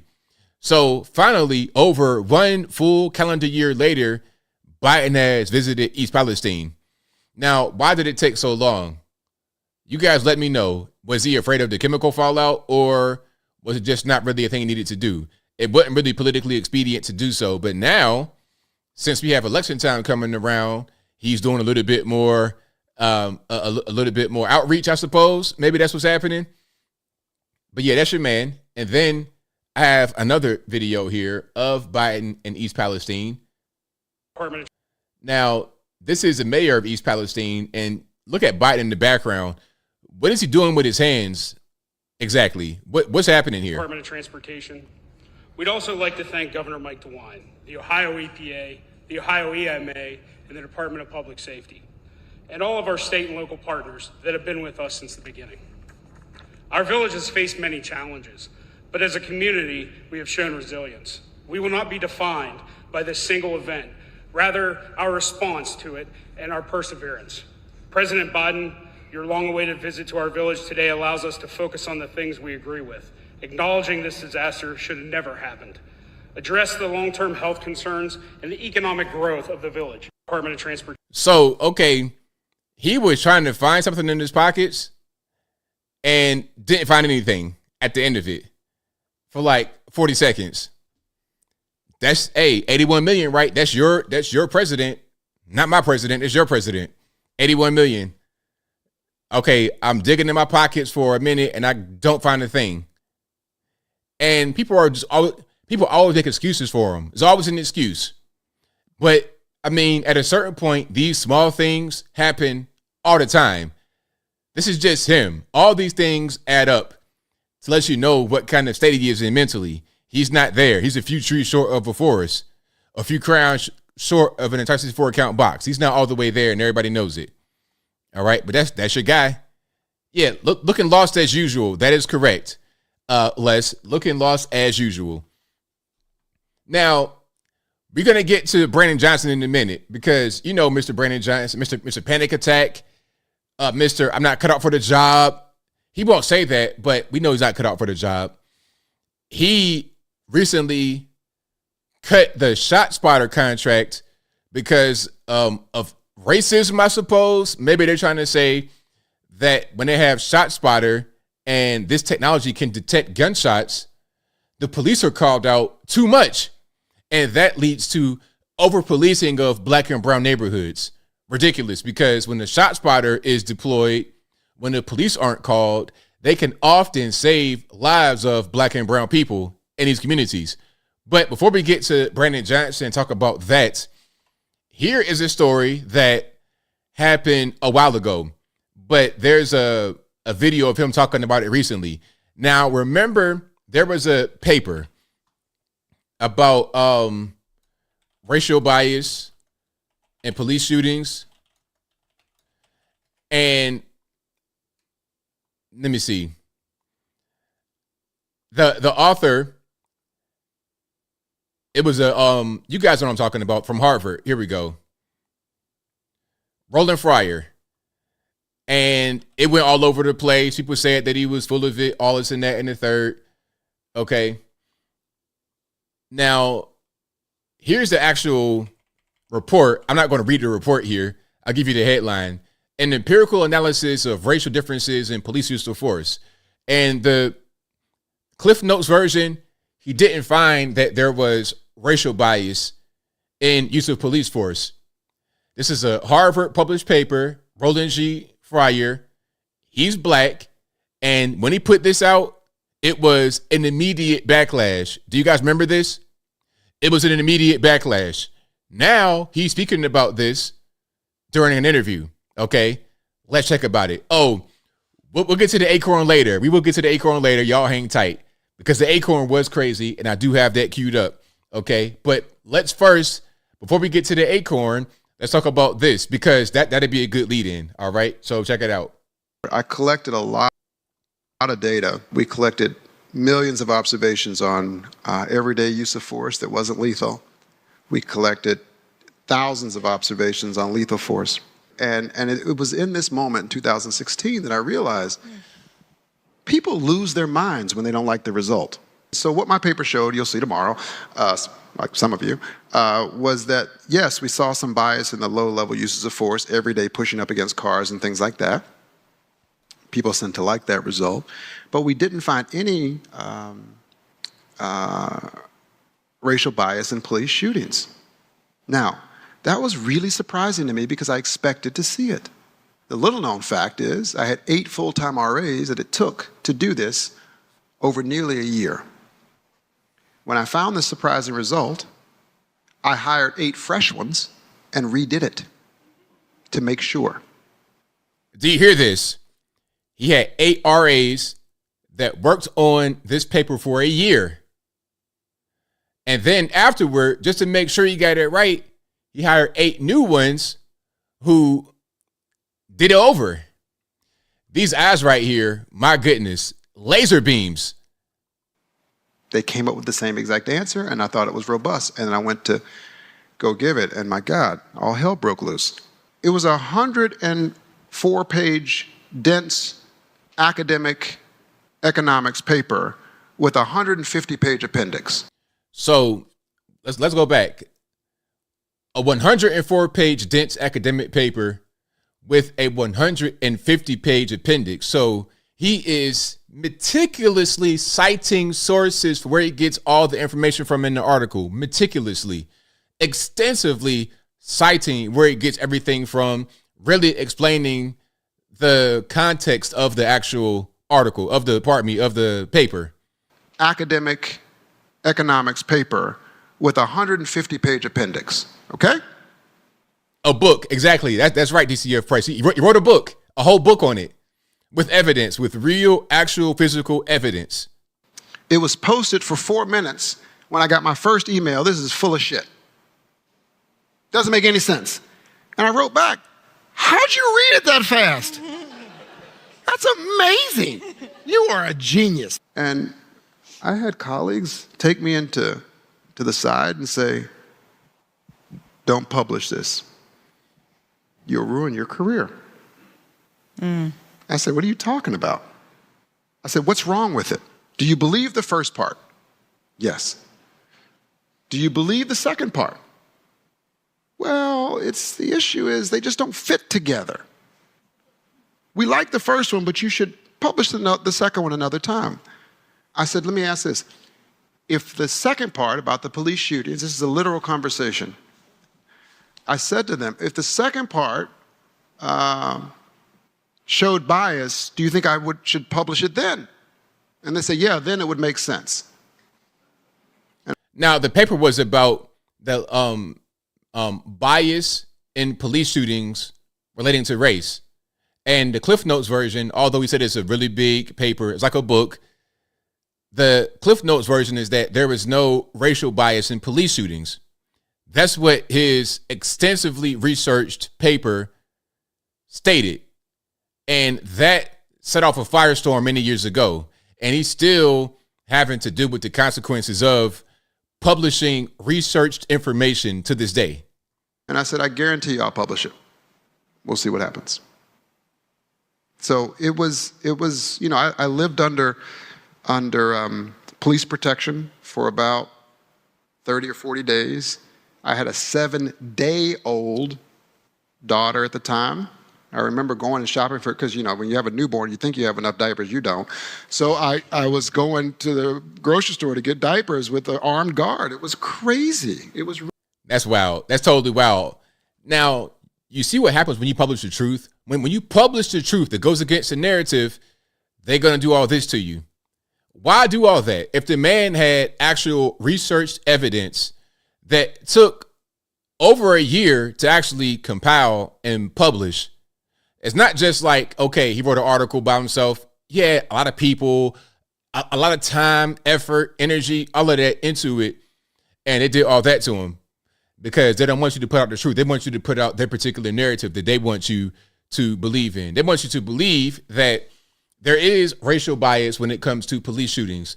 They want you to believe that if you're a black person, you can't drive down the street without getting pulled over and deleted, and you're going to get harassed by police. I've never had these problems. I'm sorry, I don't understand. I don't get it. And I come from these environments where they say it happens. I've been in these environments where they say it happens, in the hood or whatever. And a lot of the people that say that these things happen have never lived where I live, and I can tell. I can kind of tell by looking at them, they've never been there. These are suburban guys that feel guilty about leaving their cousins like me in the hood. So when they grow up, they be like, oh, well, these guys are under such duress and such stress. But is it like that really? Are we really getting attacked and beaten in the head by police? Or is it your cousins that went to the penitentiary for shooting into a building, deleting the old lady, robbing her? Is that who's getting attacked and punished by police? Those who actually need the punishment, those who need to get locked up, are those the guys getting sent up the river? Or is it regular everyday meemaws and whatnot who are getting harassed by police? It's clear. If you're in the environment, you know what's going on. If you're not in the environment, you don't know, and you might make up a lie to push a particular narrative for money because of your own guilt or whatever it is. That's the truth. This is part of the reason why I kind of was open to being more conservative, because when I would hear certain things on the news about we're scared to get pulled over, I'm like, really? Y'all scared to get pulled over? For real? Why? Or, oh, I don't want to walk outside the street because the police might get me. Like, the police might get you. I never in my life worried about the police getting me in the hood. It was always your Debo of the community, your Omar of the community. That would be who's going to get you. Look, I always tell this story about my gun I had, and we'll get to the acorn in a minute.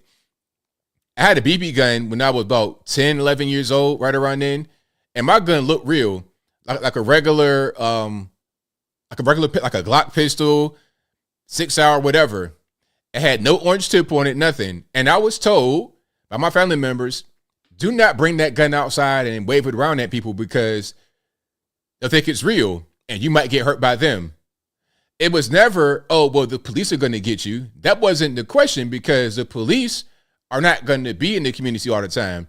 It's going to be man down the street that is in the community all the time. He's the one that everybody knows is the community bully, and he's the one that might delete you because of your gun he thinks you have. It wasn't the police. This narrative of the police being some kind of occupying force is just not really real. And since they had the whole defund the police movement, what's been the result? Homicide going up 25%, 50% in the black community, which is what we said. It's like, look, we need the police. They're actually the ones keeping a lot of this violence under control, because there's a deterrent. If there's a bunch of shooting and killing and thugging and drugging going on, and it's done indiscriminately, that heightens the chance of these guys to get locked up. But when the police are gone, then they're like, I could do whatever I want to do. So as a result, the crime goes up. This is very simple.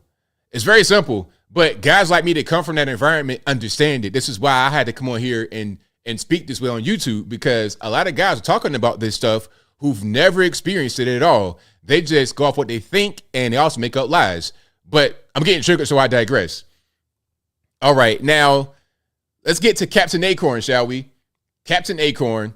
Now, this was crazy. Okay, this is in Florida, in Okaloosa County, which is not far from Destin, which is a beach community right on the Gulf Coast, on the Panhandle under Alabama, okay?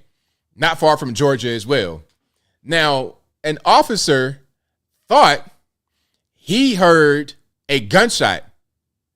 He also thought that he got shot. In reality, an acorn fell from a tree, or you guys said a squirrel might have thrown the acorn.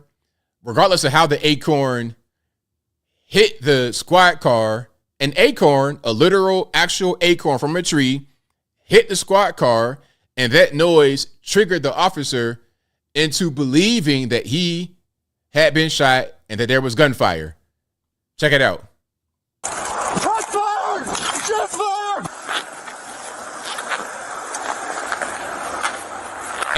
And there's some words on the screen, but basically, one thing to mention here is that there was a suspect in the back of the car handcuffed, and this guy, I guess there was some kind of dispute between him and his girlfriend. The girlfriend calls the police on him, saying that he stole her car and he had a gun with a silencer.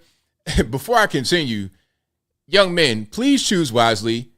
Your girl called the police on you, but also young men, you might not want to have illegal weapons and steal cars and generally commit crime. But when the police showed up, they get him, they arrest him, they cuff him. He has no resistance. It's all good. Okay, I'm locked up. Take me to the squad car. I'm sitting in the back of the car handcuffed. He was searched before he got into the vehicle, and that was on video as well. They searched him. They handcuffed him. No resistance. I'm in the back of the car chilling. And the officer, after all this happens, thinks he's hearing gunshots and that he got shot. Shots fired! Shots fired! Shots fired! Shots fired!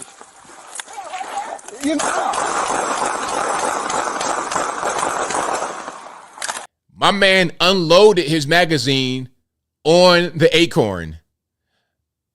An acorn, but in reality, he unloaded in the direction of a squad car. Now, thank God he was a bad shot. He missed every shot. Every shot. So either he's just a terrible shooter, a bad marksman, or God was on the side, or a combination of both. The guy in the vehicle did not get hit. And also, it was not just him shooting. His colleagues shot at the vehicle as well. The guy on the inside unharmed. But I tell you what, hey, check it out. If I'm the guy in the vehicle and they shooting at me, I'm handcuffed, they search me. So I can't have a gun. You guys search me. If there was a gun or a knife or something like that, you already done took it. You search me, you handcuff me. What are you doing? Now, if I'm the guy and I survived that, check it out. I'm going to sue the pants off the state of Florida, the United States government, whoever I can sue, I'm suing for that incident right there. Oh, yeah, big time. Now, there's a lot of times where you have officers that do things and people sue and it's not really warranted, in my opinion. A lot of big settlements get paid to families that shouldn't really be. But this one is one of those cases where, yeah, you should sue and get a bunch of money, for sure.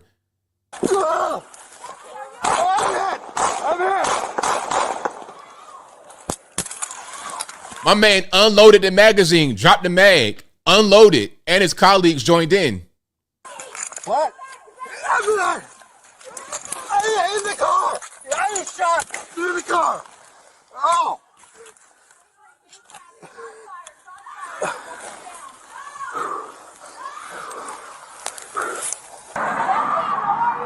I'm good. Now, again, he thought that he had been shot. See, that was the craziest part, or one of the craziest parts. There was 3 crazy things. First, he thought the acorn that hit the squad car was a gunshot. That was one thing. But then unloading your magazine on an acorn, hitting or trying to hit the squad car and missing. But the craziest thing was he thought that he had been shot. All this cartoon noises. Look, I got shot.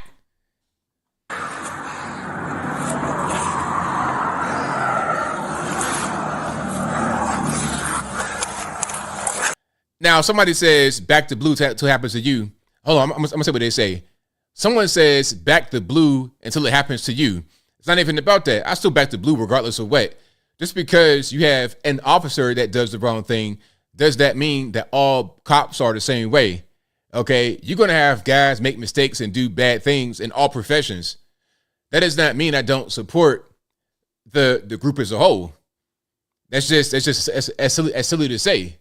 That's dumb to say. This guy should not be an officer. There's a lot of good guys and girls out there that go out there every day, do their job, and don't do things like light up a squad car over an acorn falling.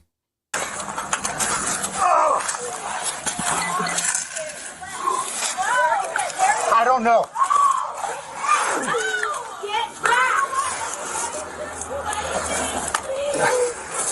I might have hit my vest.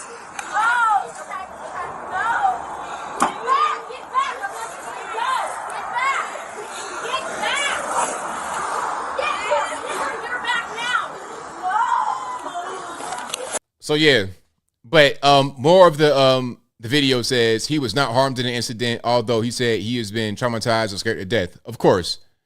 So that's pretty much the gist of it right there. That's the acorn situation. The officer resigned last year. This story happened in November 23. I think it's just now coming out now as far as the body cam footage, but the story happened last year. So the cop resigned, although some may say he could face criminal charges or he might face criminal charges, but I don't think it was a thing that was done intentionally. Now, some say this was a hit. Now, I don't know why. You got to kind of investigate that and see if there's a motive, because if the officer did not know this person, if there was no history, if there was nothing that connected the officer to somebody that tried to pay money to hit him or whatever, you got to be able to prove that. I'm not really sure. I think the guy ultimately was just a coward, the officer. And not just that, but really anxious, a lot of anxiety.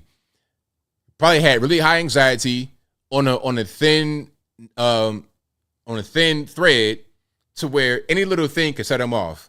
The acorn, that was enough to set him off and go into full panic mode. Now, speaking about panic and panic attacks and doing bad things while having the panic attack, your man Brandon Johnson, the mayor of Chicago, who has cut the ShotSpotter service. Okay. Now, again, the ShotSpotter, this is technology that uses sound sensors, or I forget the way they describe it, but basically these sensors are placed in certain parts of the community in Chicago, and they can hear gunshots. And when they detect gunshots, the police are alerted and they can get dispatched without anyone calling the police themselves. So if people in the community, they don't want to call the police, or they just are scared. And a lot of times, really, from being in the place where you will always hear gunshots, you're not calling the police, because That's like calling the police over a gunshot is like calling the police for hearing traffic or calling the police for any noise. To me, like, I think it was one time where I thought about calling the police. Now, I've heard quite a few gun battles just being in the house or at a friend's house.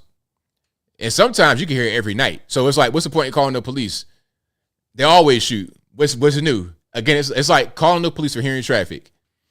So people normally don't call the police for gunshots, but the police can get dispatched using ShotSpotter, and they often find people who are shot, and they're able to save their lives. Now, is that always the case? No. Maybe about 10% of the time. If you get dispatched to a place from ShotSpotter and 10% of the time you find a victim, that's pretty good, from my humble opinion. Maybe that's just me, but that's pretty good. But Brandon Johnson, the mayor of Chicago, was saying that this system is it targets communities of color. It's racially biased. You know the fun part about this? The fun part is that he wanted to keep. So check it out. The contract for ShotSpotter was going to expire yesterday on Friday. And I think it already did. He wanted to extend it until September, right after the DNC comes to town, Democratic National Convention, okay? He wanted to extend it beyond then, and then he would not renew it.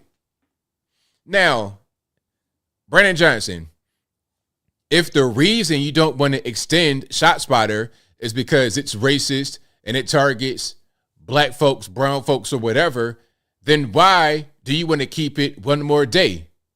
Why? Is it because you know that you are 2,000 officers short in Chicago Police Department? Is it because you know that the summer in Chicago is the most violent time of the year? Is it because you know that the DNC will be in Chicago in August in the summer and you need anything you can to keep the city safe? The same thing Gavin Newsom did with San Fran when the CCP came through. The bums magically gone, all the crack smoke magically gone, all the heroin and everything magically gone for when they come. But then as soon as they leave, all the crackheads, all the doo-doo and everything, right back on the streets. Funny how that works. But let's hear from him himself, Brandon Johnson, to see what's going on. Good afternoon, Mayor. I'll be quick. First question, if the city isn't considering a gunshot detection alternative to ShotSpotter, then what should replace it? Will it still be a form of surveillance technology? Well, and thank you for that question. As I've said, the violence that we experience in Chicago is horrific. And though shootings are down, homicides are down, there's still a lot of work to be done. My plan and my vision for the city of Chicago is comprehensive.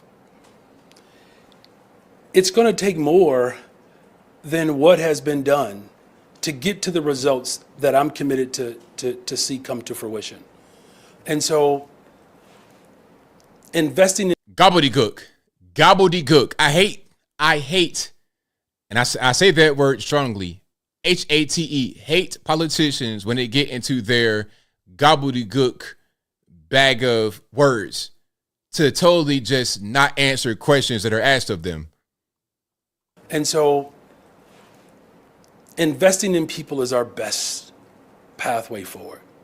Now, are there other technological advances, that I may not be aware of that provide a non-police response to respond to emergency? Because 40% of the calls that come through are mental health crises.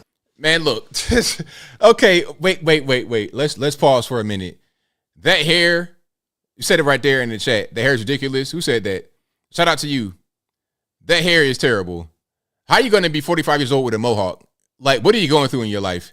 Your beard is as gray as mine. You got a mohawk. I would never in my life step out of my house with a mohawk. You're a mayor, my man. A low-cut mohawk with a fade on the side is crazy. What in the world are you doing? But beyond that, mental health crises. Look, I don't know about y'all, but if I was a counselor in Chicago, I'm not trying to get called out for a mental health crisis in the street. Look, if the police were called, I think you're going to need more than a counselor. You're going to need more than a counselor. Okay. You know what? I saw this funny meme that really kind of breaks down what I'm talking about. And people were kind of offended, talking about, oh, you just pushing drugs and things of this nature. But if you've ever dealt with actually mentally ill patients in a clinical environment, you know that they can be very, very dangerous and they can hurt you badly. They can actually delete you in a hospital, bare hands, no weapons. I mean, it's not really a game at all. So when you're talking about mental health, you need real, actual people that are going to be able to do something other than just try to talk to them. Because these guys, when they're in the middle of a mental health crisis, they're not trying to hear your calming words. They can't actually hear you because they're having a mental health crisis. They're not really in control of what's going on. And here it is. No matter of fact, no, that's not it. Wait a minute. This is the guy right here. Okay. Yeah, here we go. Here is what I want to show you guys. So here's a meme. It says, when your psychiatric patient assaults 3 nurses, destroys 3 computers, and urinates in the water fountain. And one whole time, you do. And I don't care about none of it, nigga. I'm a real nigga, boy. I'm a real nigga, boy. I'm a straight nigga. And what you're seeing right now with the guy in the background acting the fool, you see in the medical professional preparing a shot of, I forget what it's called. You guys who know what it is. I don't need none of it. Hear my name, your mommy. And then the next part is your patient 30 minutes later after getting hit with that act right and a needle. And then when I'm bad, you know what y'all about me. And you mean when you're naughty. And you mean oppy. So after he gets calmed down with the shot or restrained or whatever, then you could talk to him. But when he's in the middle of the mental health crisis, you can't do a thing. You try to go out there and talk to him, you're going to get your head knocked clean off your shoulders. Schizophrenia, all that, man, you can't. He's hearing voices in his head that say, hey, punch this nurse lady in the face 1,000 times in rapid fire. Yeah, that B-52. That exactly. That's what I think they said it was. B-52. And that right there, it'll get them back. And then what'll happen is after they get that shot, they'll actually apologize because they knew they were having a crisis. But if you're dealing with a mental issue, a real mental, not just, oh, I got mental health problems. I got actual mental break. What are you really going to do? Those kind of guys are often more dangerous than the regular criminal because they can't control it. They have no real ability to help themselves. So yeah, Brandon Johnson, bringing your mental health people to a 911 call, not really a smart idea. The same way it was not a smart idea to get a mohawk at age 44, but I digress. There could be some forms of technology that can give us a response so that EMT can show up and mental health crisis providers can show up. I'm not aware of any. But again, the approach here is to build a comprehensive approach.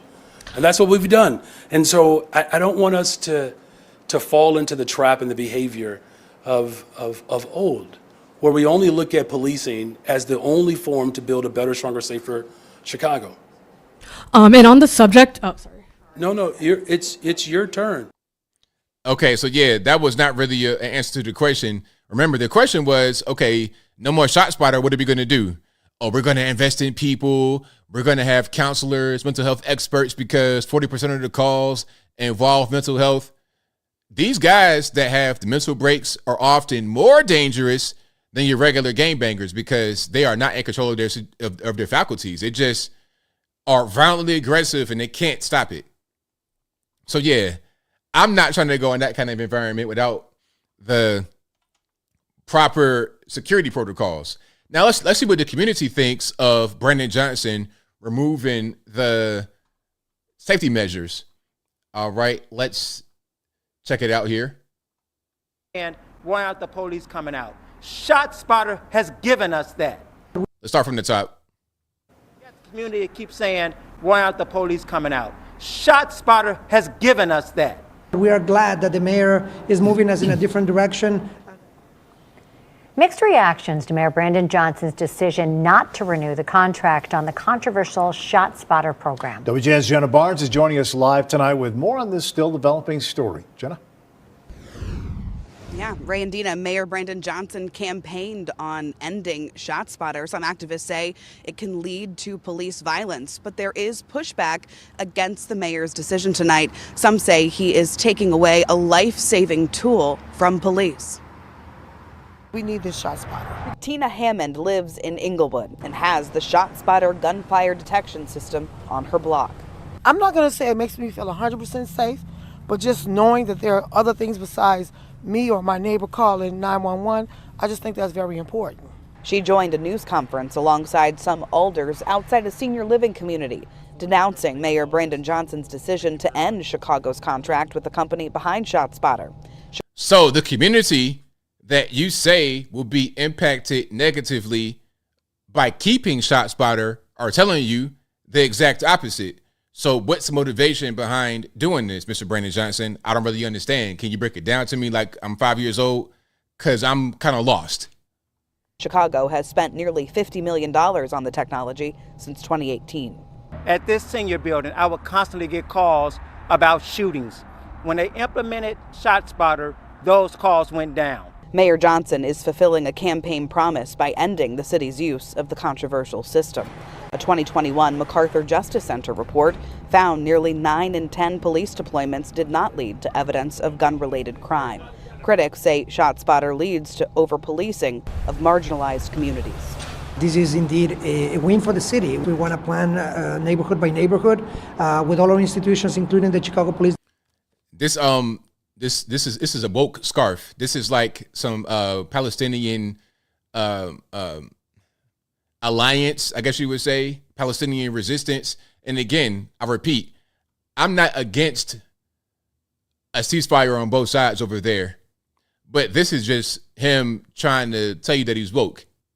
Department on best practices to make sure that our communities are safer and stronger together.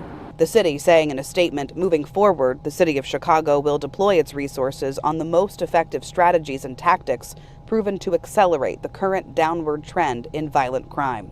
Police Superintendent Larry Snelling has said previously, ShotSpotter saves lives, allowing officers to get to scenes before anyone calls 911. We have documented, just through giving officers awards for it, life-saving awards, over 150 incidents where officers have applied tourniquets and life-saving techniques because they were able to get to that scene sooner. There you go. And so the police are saying that it helps. The community says that it helps. So, I mean, the people that are not of the community, the people that have their own ulterior motives saying that it doesn't help. So who's right and who's wrong in the situation? ShotSpotter's proponents calling on the mayor to reconsider his decision before police stop using the system September 22nd, about a month after the Democratic National Convention. You want to wait until all the dignitaries come from around the country and then cancel ShotSpotter the month after they leave? What about the people that are here every single day? That should be your focus. Right on, right on. He knows what's going on. He knows that he wants ShotSpotter until after the DNC, then he wants to cancel it. But the crazy part, the funny part, well, not so funny for the community, is that ShotSpotter rejected the extension and they cut the service off right away, I think. That's the last I heard. They might have given them an extension, but I don't think so. Because what happened when Brandon Johnson telegraphed his move, when he telegraphed the fact that he was going to cancel the contract after the DNC was over, that tanked the company's stock that has ShotSpotter. I think it's called Sound Solutions or something. They have a parent company, and their stock got tanked after he said that. So it was like, nah, we're good. We're gonna just go ahead and back out right now. But yeah, he said it right there. He said it. So yeah, shout out to Chicago. Hopefully you guys are able to get people in there that are gonna not have this kind of stuff go on. Okay, I got another video for you guys. This is out there in Nashville. Well, not too far from me. Now, these are supposed to be some Nazis, I guess. I think we all can say that if you are marching outside in the street as a so-called Nazi, you are a federal agent, a federal informant, or you are being recruited by them. The same thing as the whole Gretchen Whitmer kerfuffle. Remember the Gretchen Whitmer kidnapping plot, where it was so many federal agents and informants in the plot that they dropped the case. Isn't that what happened? I think it might have been 18 or 20 guys, and out of that number, only 2 were just regular people who were not either federal agents or informants. It was crazy. All the guys were feds. Listen, if you, not you guys, but if anyone that hears me at a certain point, if anyone wants to join a public Nazi group, you are either a federal agent or a federal informant. And if you're not one of the two and you join, you're going to the penitentiary. They're going to get you locked up because you are not joining a real thing. You're joining a federal front. It's like getting in a trap car. You see this pretty car running, keys in the inside, nobody around, in the hood, and you jump in. You got to understand that's probably a trap car. The feds, the police, or whatever are watching you like a fool, and they're recording you. And when they get done arresting you and locking you up for a grand larceny, when you get into the car, try to drive it away, and they cut it off a minute later, after you go to the penitentiary, making big rocks and little rocks, they're going to put the footage on TV and monetize it. That's what they're going to do. So don't get into bait cars and don't get into bait organizations like public-facing Nazis, all right? Let's check it out. They are literally having a Nazi march. Here in downtown Nashville. White supremacists talking about white supremacist neo-Nazism. Now, I've been in Nashville, and I've been right there. That's a parking garage right there. This is a really nice area. This is not the place where you would see any kind of activity. Like you would not see this kind of stuff at all. You're going to see people walking. Nashville, to me, is like Atlanta, but mostly white rather than mostly black. It's the same kind of deal. And rather than rap music and stuff like that being a dominant force, it's going to be a lot of country music. You could go to a Taco Bell and see a full-fledged country band playing. You know, and I like both places, Nashville and Atlanta. So shout out to Nashville. This area is very nice. You're not going to see these guys out there at all. Talking about deporting folks and just racial hatred. This is what we're seeing here in Nashville. So if you can't see, they got these. They got the Nazi. They got the swastikas, the swastika flags. You know what's funny? Hold on, I got to show another picture so you can see them a little bit more up close. But what's funny about these so-called Nazi gangs is that you could tell if it's fake if the swastika is accurate, because most of these people that, you know, mouth breathers and want to be racist, they can't even draw a swastika properly. Hold on. If you have like this perfectly designed merchandise, it's fake. It's fake. So here's another view of it. Show me your fucking faces! Okie dokie. The cussing. Look, perfectly. I've been there too. That's a nice little spot right there. This is a very nice space. Like right in Midtown, if I'm not mistaken. This is very nice. By Vanderbilt, I think. Or it could be Broadway. Like, you're not going to see this kind of stuff in Nashville at all. Your face! Where's your face? Show me your face. I don't even know who you are. This is my face. Your people poop in the Let's street. fucking go. Your people poop in the street. You don't know my Your people. Poop in the street. You don't know my Poop in people. the street. You don't know my people. Oh, I do. It's out India, bro. Y'all shit in the street, bro. You're shit. You to poop in the street. Oh, you don't know that? Oh, I do. Where the fuck am I from? Because you have shit on your skin. You guys. So I'm right. You're right. I'm in on Broadway, downtown, right by Right by everything. The Grand Ole Opry ain't too far away. A little bit of everything right there. Okay, you're doing way too much. Your faces! We shall show your faces! Cowards! Cowards! All of you! Fucking cowards! Show me your fucking faces! All right, so they call it the Blood Tribe. Now, I thought these guys were the other group. What was it? What was the other group? You know, Patriot Front, was that them? So they're not Patriot Front anymore. Now we're Blood Tribe. Now, how about the Pyrus in LA? Are they gonna like that? The Blood Tribe thing with the red colors? That's gonna be, you know, what'd be funny is if you got the Bloods in LA try to fight these guys. But if the Bloods in LA try to fight these guys, they're gonna get locked up because these guys are federal agents. 100%. Listen, you're not gonna see this kind of stuff publicly if they are legit. That's not anybody that's legit, a Nazi out in public. They have a white male racist group, and please, you're the prime target. They might let Bloods and Crips rock out, maybe even some of the Latin gangs or cartels, but you, white male racist group, man, please. Penitentiary, Big Rocks, Little Rocks. All right, but shout out to the British dude out there. Show me your effing faces. He's on Broadway, although it's daytime. He might be a few beers in. He made all the sense in the world. All the sense in the world. And if you like what you're hearing so far, please give the video the thumbs up. Like the video, share the video, do all that good stuff. That'll help me out tremendously. Oh, and something else. This guy from the first video, you may recognize him. That's Justin Jones. He's one of the guys who got expelled from the Tennessee State House, but then brought back. It was a whole big crazy mess. But I digress. So he just happens to be on Broadway and films these guys walking by, right? He just happens to be right there at the right time. Whatever. I mean, it's possible because Nashville, that's the capital. He's in the State House, so he might be in Nashville hanging out down Broadway. It's possible that he's right there at that right time, but do you believe it? I don't know. I'm not quite sure I do.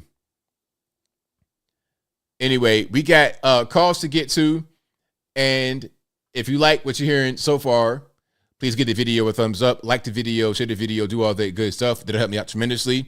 We got calls. We're going to get to the number to call. It's 434-658-1220. Again, 434-658-1220.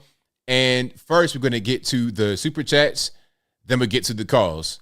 All righty. And let's see. Shout out to G. Sickinger, who said, thanks, ABL. Good thing you summarized this for us. No problem. That's what I'm here for. Shout out to you for the super chat.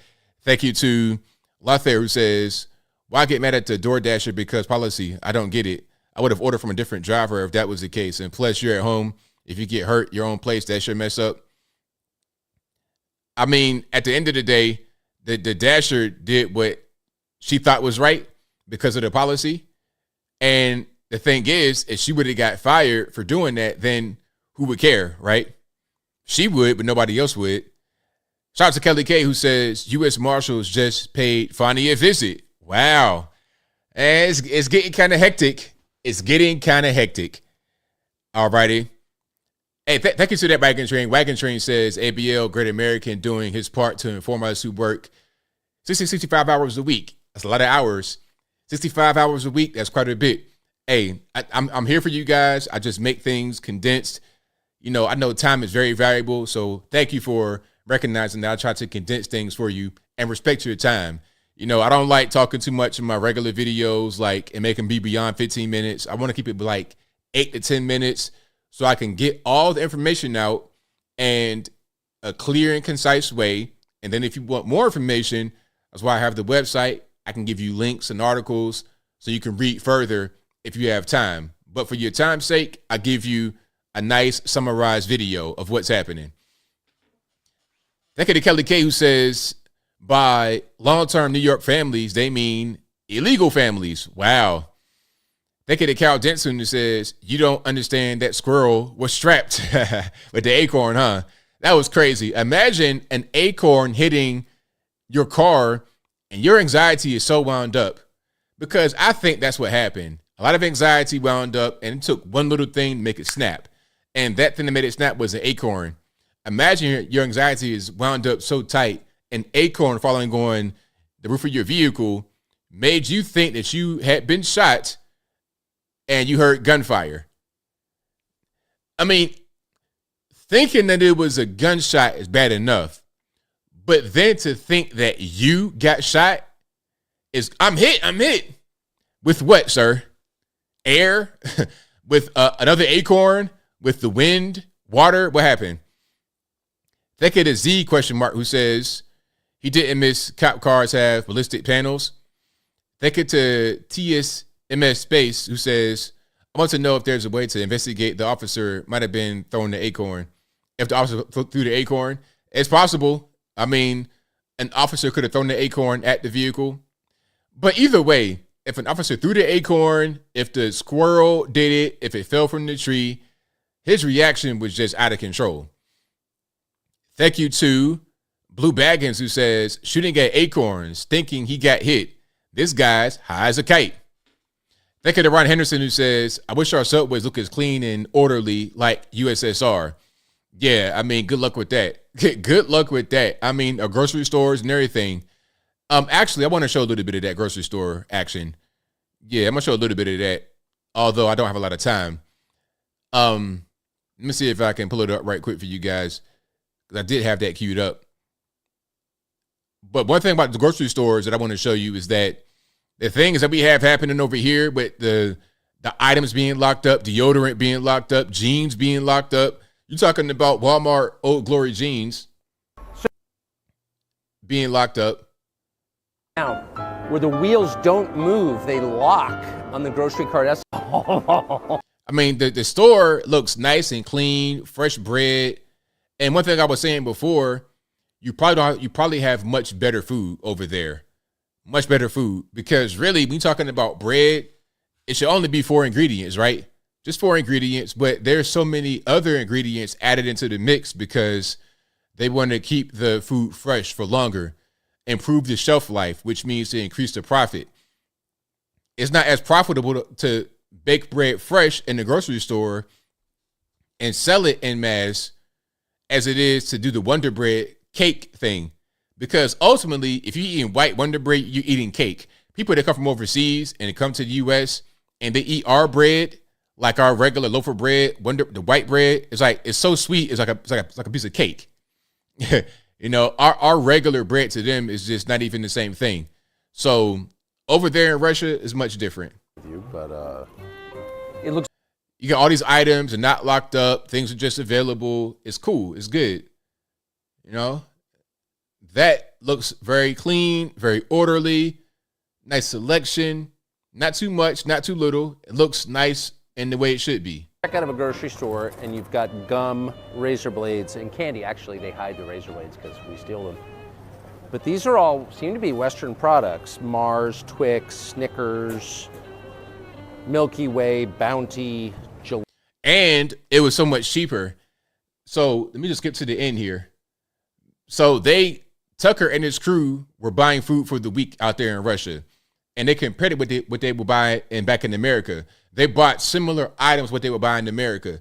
So what they paid for in America compared to Russia, how much did it cost? What's the cost difference? It's pretty non-sanctioned to me, but what do I know? I went from amused to legitimately angry. So we were guessing what this would cost. Everybody here's from the United States, buys groceries, and we didn't pay any attention to costs as we were just putting in the cart what we would actually eat over a week. And we all came in around $400, about $400. So in America, what they would eat, pardon me, hold on, I gotta sneeze. What they would eat in the week in America would be about $400 in America, okay? It was $104 US here.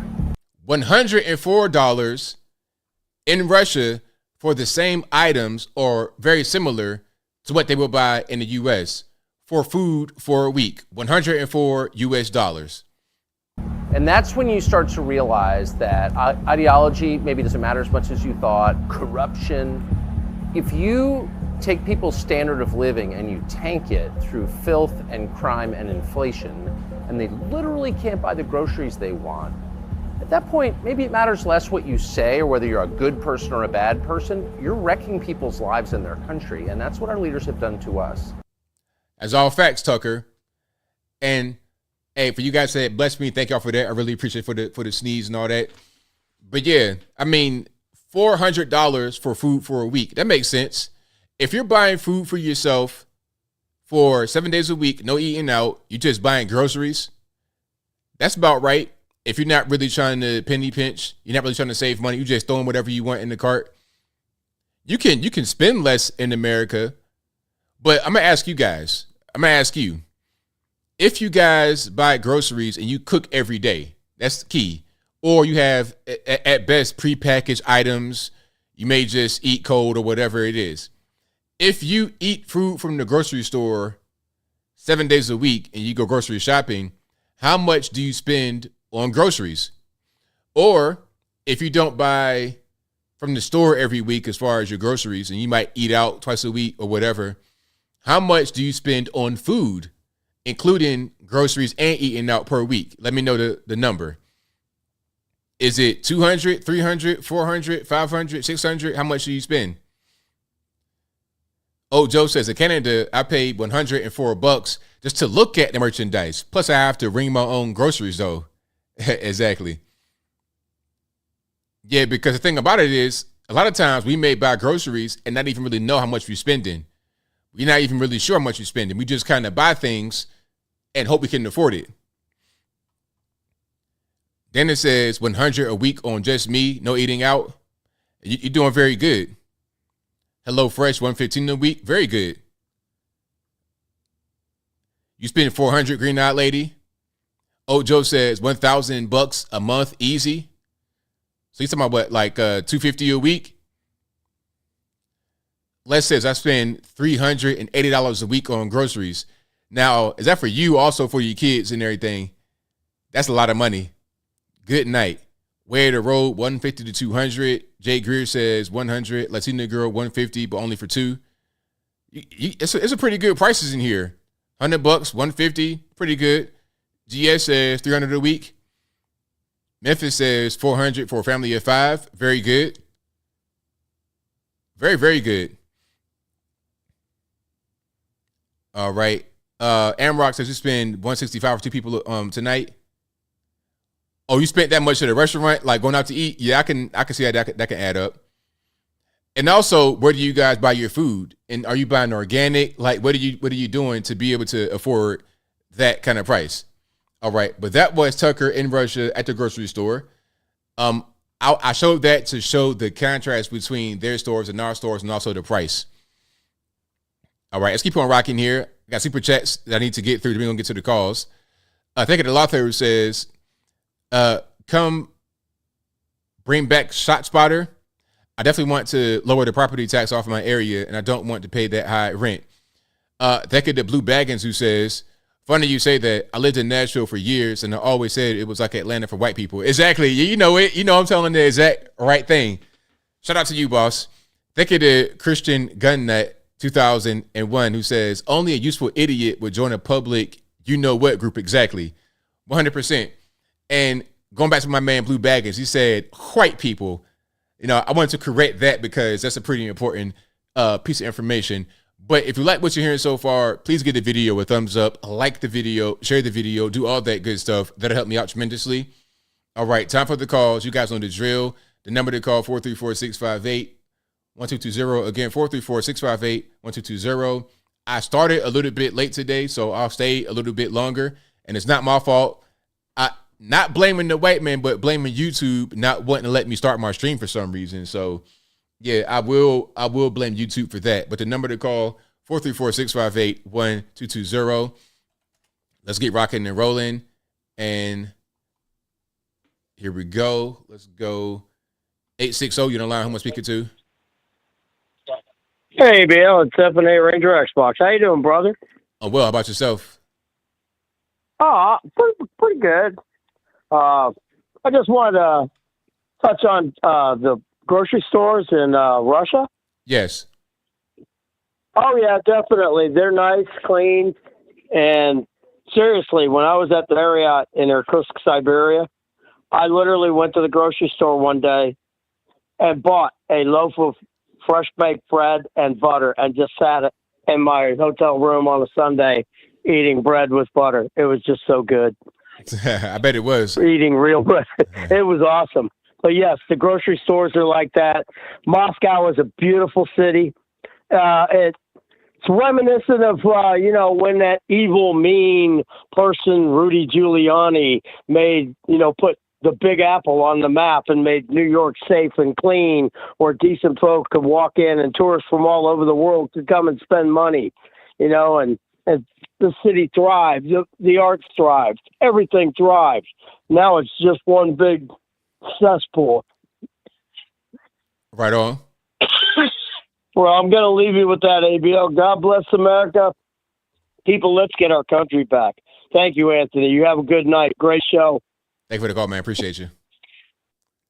All right, shout out to my man for the call. Most certainly appreciate him. The number to call, 434-658-1220. All right, Victor, what's going on? Hey, thanks for taking my call. No problem. That Fani Willis thing, boy, that was a dumpster fire. Crazy dumpster fire. I mean, Yeah. a whole big mess. And I hope that there's consequences here, because she's doing so much just egregious stuff. There's got to be some kind of consequence. Yeah, exactly. The sad thing is how she went to the church and try to act all innocent. And the church are the officers in the church to do that. Really, you couldn't just do like a press conference and take questions from reporters. You're gonna go to the church and use them as a shield. Yeah, and then admitted that she broke one of the 10 commandments: "Thou shalt not covet somebody's spouse." That's right. Yeah. And then also another thing about that is, I thought that black women supposed to have each other back, and she slept with a black woman husband. And then not just that, but then threw her under the bus, talking about she's getting in the way of the trial and she's trying to hurt her reputation. Like, wow, that's crazy. Yeah, I don't want to hear all this Me Too or black women support each other when you do something like that. Also about her, when they talk about how, and this is usually with black women in general, they talk about how they're the most discriminated group. If you feel like you're the most discriminated group, then you have to do your job, that you stay on the straight and narrow path. If you know that you're being discriminated, then you would know that they will look for anything to try to take you down. And what she did is probably gonna feel like messed up other black women. Right. Yeah. The last thing I want to talk about is the He Got Us commercial, the whole Jesus commercial, the woke Christian commercial in the Super Bowl. Oh yeah, crazy. Yeah. Did you hear about the person who was involved in that campaign? No. Yeah. Well, his name is Ken Caldwell, and you could tell that this is a woke Christian commercial. On his on his LinkedIn, he has his pronouns up. Oh, okay, one of those. Oh, okay, I see that. It all makes sense now.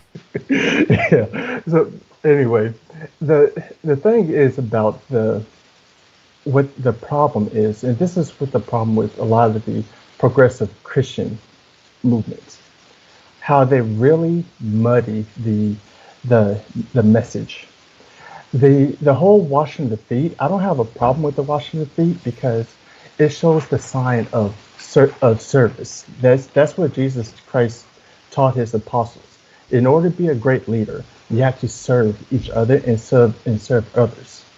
The one thing that they really covered up is that not only that Jesus came down to serve others, he also called them to turn away from their sins. They did not even show that. Like, for instance, with the priest that was washing the gay man's feet, is that priest preaching to the gay man to tell them, turn from your sins.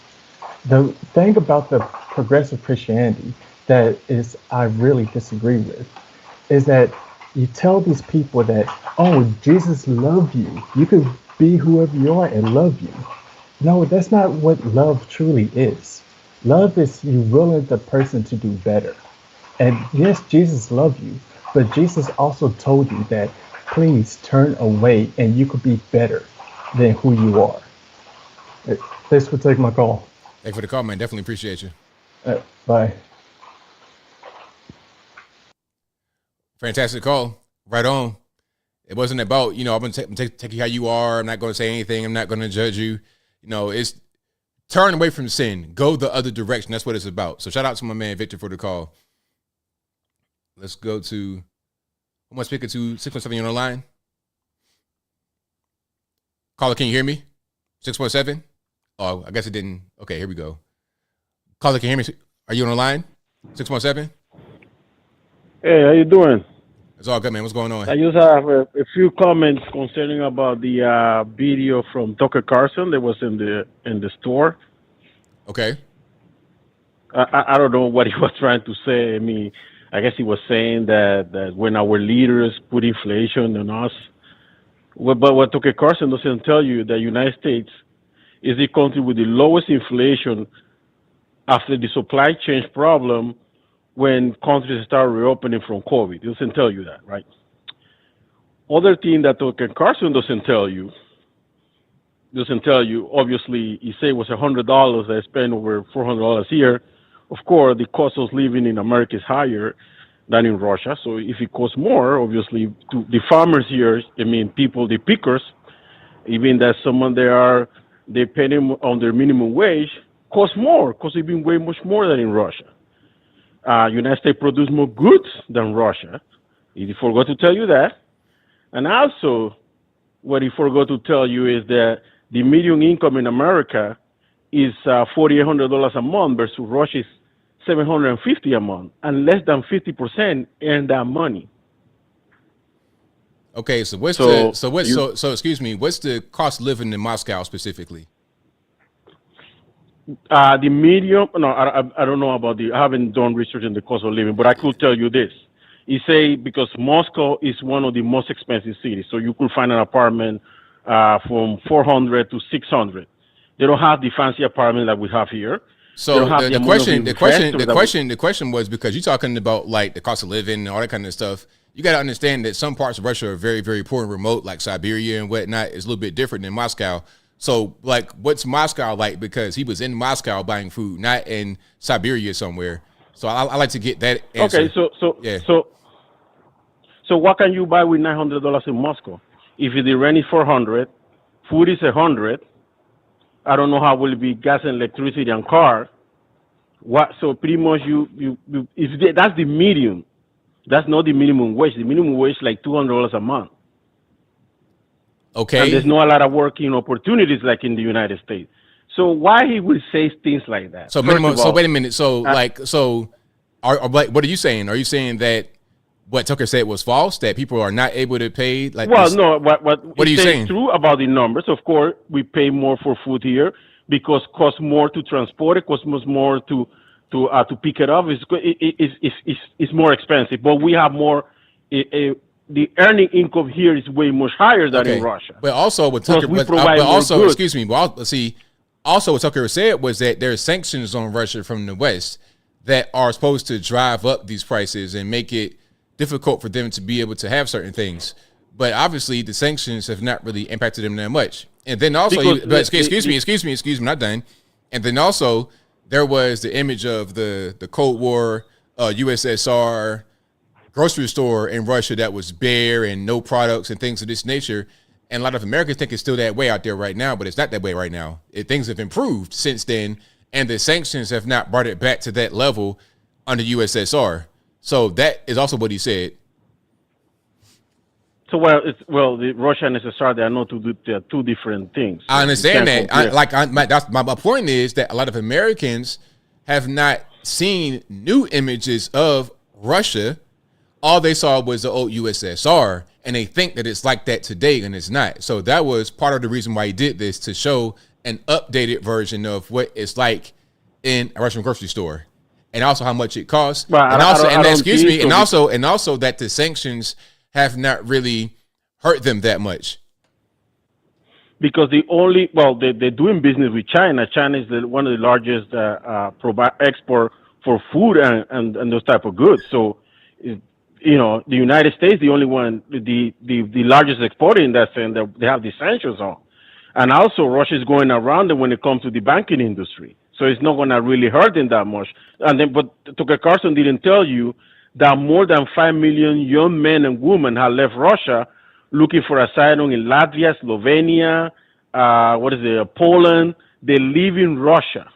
Well, because why? Tell me why. Because of the war. Okay. They don't want to be involved in the war. The economy is not that great. The woman fertility in Russia is extremely low. Women not having babies. So they're like, we out of here. So what's the birth rate in Russia? I don't know. You don't know? If you don't know, then how you gonna say it's low? You don't even know what you're talking about. Because that's what the report said. So, like, what did it say? The UN report okay, said so what did the report say? Also, but why doesn't tell you this? Excuse me. What did the report say? If the report said that they have, the report said what is the birth rate? What is the birth rate? Excuse me, sir. What is the birth rate in Russia? I don't know what is it for. All right then. So what you should do is figure out what it is and compare it to what's happening right here in America, because you might see a very similar thing happening. No. No. You cannot excuse me. No. You say they have low fertility rates, and then I asked you, hey, what's the birth rate? I don't know. Excuse me. I'll keep on talking. No. I'm gonna talk. You're not gonna talk. You said you don't know. I said, hey, maybe if you figured out what it is, and then you know what ours is over here, then you might see a similarity. So that point about them having a low fertility rate wouldn't really be a thing, because you would see that we're not that much different. So that would say that Russia had a good economy or a bad economy. Going to a grocery store don't determine that. Many other factors will determine if GDP grow. They will determine the inflation rate, tax rate. Many other things will determine. And millions of Russians are leaving Russia. Young men are leaving. Okay. Are you seeing the picture of the guys that they're fighting the war? So I mean, people leave all kind of countries in the world. So I mean, how about Ukraine? Are they leaving Ukraine too? Because they're being attacked. That's the reason. Are they being Excuse me. So they're not fighting back. They're not fighting. Excuse me. So are they not fighting? Excuse me. Are they not fighting the war? Are there no Ukrainians fighting? Are there no Ukrainian men getting drafted into the war to fight? Is that not happening? Yes or no question. Excuse me. Yes or no question. The amount of people. Yes or no question. Don't be. Yes or no question. Stupid. So the Ukrainians are fighting. The Russians are fighting. Ukrainians are leaving. Russians are leaving because they didn't want to get drafted and get deleted. All for a war, by the way, that's being egged on by the West, including the USA.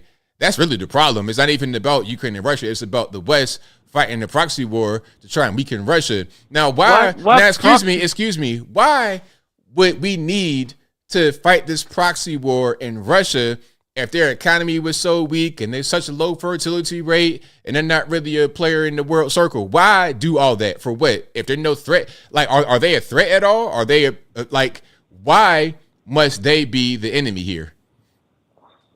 The conversation started the economic condition in Russia. Now you're talking about the war. I mean, you brought it up. I'm not talking about the war. No, excuse me. You said that they're leaving. You said they're leaving. You said that they're leaving. You brought it up. Don't gaslight me and say I brought it up. You brought it up. You said 5 million Russians have fled the country, and the reason that you said is because of the war. So you brought it up, not me. And again, why must they be the enemy? Why are we fighting this proxy war if they're so weak and their economy is so bad and people are leaving, all this, that, and the third? Why get involved at all. I told you is you cannot determine a good or a bad economy in based on going to a store. Okay, that's enough. Have a nice day. Anyway, yeah, so shout out to Russia. Shout out to I mean, look, if the economy is so bad and they're performing so poorly, then why would we even be worried about them? Why would they be a threat? Oh, well, if we don't stop them in Ukraine's going to go to Poland, why would such a weak and poor and destitute country need to go anywhere else to do anything else? How could they do it? Where do they find the power, the manpower, the money for it if they're so weak and defenseless? And it doesn't make any sense. Why does NATO exist if Russia is just so weak and whack and not really a world power? Let's be serious. The economy sucks, but yet we're so concerned about them taking over the entirety of Europe with a bad economy. Okay, that makes sense. That makes a lot of sense. No, it doesn't. Anyway, let's keep on rocking here. Let's go to 540. You know how much we could do. Hey, ABL. This is Gene from Virginia. All right, man. What's going on? Hey, that African guy, I'm getting tired of him. All righty. I don't know how, because I'm from Africa too, and I don't know how certain people, the way I was raised, the way we were raised, come in here and speak all that nonsense, or even be pro-liberal agenda and all that. So I find that pretty weird for how I know African are raised and all that. But anyway, that's beside the point. One thing I think is funny that I'm seeing a lot is the whole DI thing. I think the whole idea behind it is not even race, because I can see at my job how the people that are behind it and promoting it, they pretty much want white, liberal female and any type of gay, white, and black. So it's not even about a race thing. It's about LGBT, anybody, and white, liberal females. So the people that are going against is all straight men, technically, and to some extent, liberal, conservative white women. I think a lot of people spend too much time with the race aspect of it, but I don't really think it's really that racial affiliated. Yeah, a lot of it, like I was saying earlier, everybody's a minority except for the straight white male. If you could be, then straight black men too. Yeah, if you could be LGBT, then all of a sudden now you're into the minority category. Yep, and that's what I'm saying, because every time I turn around, if there's a black person there, that guy has to be gay, like 100%. Yeah. Never fails. Yep. So, and the same thing too, I'm seeing with on the right. I mean, it's not everybody, but some people are on Twitter spending the time talking about the white man being attacked, all that. Like, they put more light on the race aspect of it. But if you look deeper, I mean, it's all straight men from all ethnicity. So it's not just the race thing that people usually spend their time on it. Absolutely. Yep. That's all I had today, and have a good show, and take care. Thank you for the call, man. Definitely appreciate you. Mm-hmm. Great call. Shout out to man for the call. Most certainly appreciate him. Yeah, that whole DEI thing, like I was saying earlier about your man, Rick, Big Rick, Rachel Levine, regular white male, that ain't enough. Now you want to become a minority by becoming LGBT. That's kind of how that works. 786 on the line. Who am I speaking to? Mr. Anthony Brian Logan, how are you, sir? I'm well. About yourself? No, not too bad. I am Amrox from the live chat. I had to clear things up because when I said $165 for two people, that was actually a week's worth of groceries. Oh, okay. I do admit we splurged a little bit on some extra popcorn to watch the Fani Willis soap opera. So, and the popcorn ready. Well, Just one thing too I wanted to mention is, speaking about Chicago and spot shotter. What is it, spot shotter? I'm sorry. What's it called? Shot spotter. Chicago? Shot spotter. Okay, I did have it right. Yeah. But at any rate, though, with it being out for the Democrat convention, but I want to make a prediction, go on a limb for the convention coming up for the Democrats in Chicago. I have a feeling history is going to repeat itself. I believe they had the convention in Chicago in 1968, and there were a lot of violent, pretty much riots between protesters against the Vietnam War and the police. And I think it's going to be the Israel-Palestine conflict that's going to stir up a lot of angry protesters, and you're going to see basically the same thing. History repeating itself on a serious note. I think you're right about that, because all that stuff is happening right now. It might come to a head, and there might be some problems for sure. Yeah, because a lot of those protesters, for the Palestinians in Gaza, are really angry at the Democrats right now. Oh yeah. And I wouldn't be surprised if it's a violent scene like we saw in 1968. Of course, then it was Vietnam. But I do know the perfect sign for the Democrat convention outside the arena, wherever they're holding it, and that's this. It's going to be a giant decal that you were seeing on the gasoline pumps of Joe Biden pointing his finger saying, "I did this." That'd be perfect. It fits like the perfect size glove. And before I go, I just want to put out a shout out. And there's a great video that appeared on YouTube today. It was from Dr. Thomas Sowell, the outstanding intellect that he is. I think it's a clip from his audiobook. It's on YouTube, and it's about black mascots, quote unquote. It's about 5 minutes long. It's almost all audio. It's just a picture of him sitting there with the book, and you hear the audio. Well, sounds good, man. I gotta check it out. Thank you for your call. Definitely appreciate you. All right. Have a good night, everyone. Thanks to you. All right. Yeah, I gotta check that out. See what's happening. Probably an excerpt from the audio book. Let's go to 310. You're on line. Who am I speaking to? Hey, ABL, this is Ron from Georgia. How you doing, sir? I'm doing well, man. How about yourself? Doing good, man. I'm just tripping this week, man. Another crazy week for our country. So I'm just looking at everything that's going on, and I'm just praying that somehow, some way, that we get a handle on this border thing. We're just being overrun. It is an invasion. It is a secret, covert invasion happening with our country. You showing China is coming in like crazy. The other overlords from all over the world. We just letting the flood come on in, moving them over, and feeding them and taking care of them. I talked to people today about some of this stuff that's going on, and they realize that they can see that this graph that's going on with our country, like I said, I keep saying it, you know it, and I know it, that it's a big graph. But the thing about it is that why they're selling out our country just like this.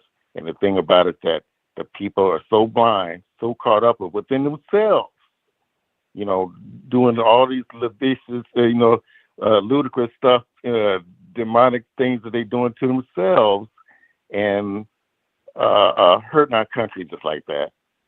The men don't want to be men, women don't want to be women. They want to be everything but. It's crazy. It's crazy. But you know what? Even in that, I'm going to stand up and be a man. I'm going to be a man. I'll teach my son how to be a man, my daughters to be women, and not, any other bears or furry animals and everything like that they try to propagate upon those people. It's ludicrous that people can actually believe this here stuff and think that we're the weird ones. It's crazy. Just like you said, the XY and the XX chromosome, the people, science is out the window. It's whatever you feel. It's crazy. But, it's just, it's just astounding what I'm seeing today, man. I'm almost 70 years old now, man, and I tell you, I have seen things. And the thing about it, that one of the last gentleman was talking about the convention in the 60s coming to Chicago like today, I can just see that. And the thing about it that, hey, you know, you got lawlessness already going on. Guess what? The Democrats going to get just what they voted for. This is what you want. This is what they want to bring California to the rest of the country. It's crazy. Absolutely. But we got to be ready, buddy. We got to be ready. Be prepared. Stay prayed up. Stay focused. Keep pushing the message, man. And I just believe in God that we just going to get back on track. God still is able to do it. I'm still praying for our country, and I know you are too, sir. God bless you. I love you, man. You just take care of yourself, okay, buddy?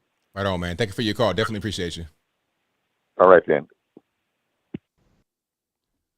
Great call. Fantastic call. Shout out to all you guys for being here. You guys are the best audience anywhere on these internets. Let's keep on rocking and rolling. Let's go to 504. You're on the line. Who am I speaking to? Hey, ABL. It's Alien Spaceship.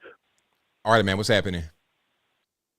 All right. So for a minute, I thought I heard an echoing. That's why I may have paused for a second. But everything's fine now. So good callers. I like the show. And yeah, last night on my stream, it was very late.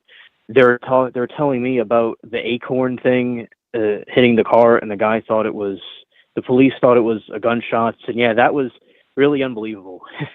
It's totally crazy because the crazy, okay, if you hear a loud noise, you might think it's a gunshot, maybe. But right. To think you got hit with the gun, like an actual bullet when there was nothing, that's beyond crazy. Yeah, I wonder, what's really going on with that. And hopefully over time we could find out. And also another thing, I agree with you about the gun thing because like I had like little toy guns when I was a kid and they would put the little orange thing on it or get the toy gun with the orange thing on it. So people will know that it's not a real gun because you're right. There's like people out there that would do some crazy things if they thought you had a real gun.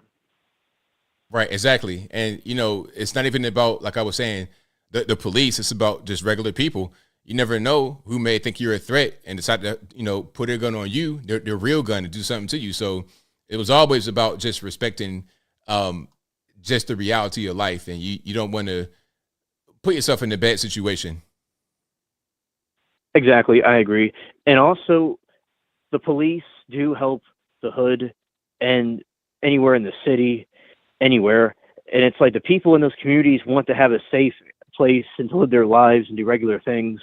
And these liberals that come out of nowhere from some other part of the country think that they know what's best for this part and they probably feel guilt or whatever. You're right. And I think that they only cause more problems to the black community and to all the major cities by taking away the police force. They make it so much worse. And like I was showing it in the Chicago video, there was a senior community, like a bunch of elderly people in the community in a building, and they were talking about shootings all the time. And they said when the shot spotter came in, the shootings dropped down. We're talking about people that's probably in their 80s, 90s, just trying to live out the rest of their days in peace, but they're dealing with a violent community. So removing things that help them doesn't make any sense. Exactly, because it seems like they're, doing reverse psychology and they're trying to like hurt the community. And like in Louisiana, the governor is now Republican, and he's sending the state troopers to New Orleans, and the Democrat governor didn't do anything like that. Yeah, that's wild. Right. And also, I agree with Victor about the cringe commercial from the Super Bowl, and those liberals and those communists, they don't even believe in Jesus, and the liberal Christians are very deceived, and like the people that are influencing them to do that don't even believe in Christianity, and Victor did a great job at explaining it, because it's not about trying to accept these things that are like sinful. It's about trying to help people get out of sin. That's what the intentions of Christ was, but these people are like twisting it around, in my opinion. Yeah, of course. They're using the Bible and religion to push their own narrative and not really the reality of what the word says. Right. And also, I'm glad that Tucker is clarifying that Russia is like different than it was like back in the USSR and how like different it is now. And like I agree with like what you're saying over what Ivan was saying. I don't know. He always seems like he wants to fight about something, and I think it'd be important for him to get his facts straightened together before like trying to debate you about it, and to be open to a perspective that may be different than his. Right. Absolutely. Right. And I think it's really interesting about what we have been saying about the border, including myself, about all these Chinese people are coming in and from these different countries. And China is really suspicious because we're like in some kind of Cold War with them, and they want like revenge on us, and they're bringing all these people in. And it's like, you know, who to do whatever against us, you know. Yeah, I mean, and it's pretty clear what's going on, but people that don't know any better, been brainwashed by the media or whatever, they have no idea what's happening. Right.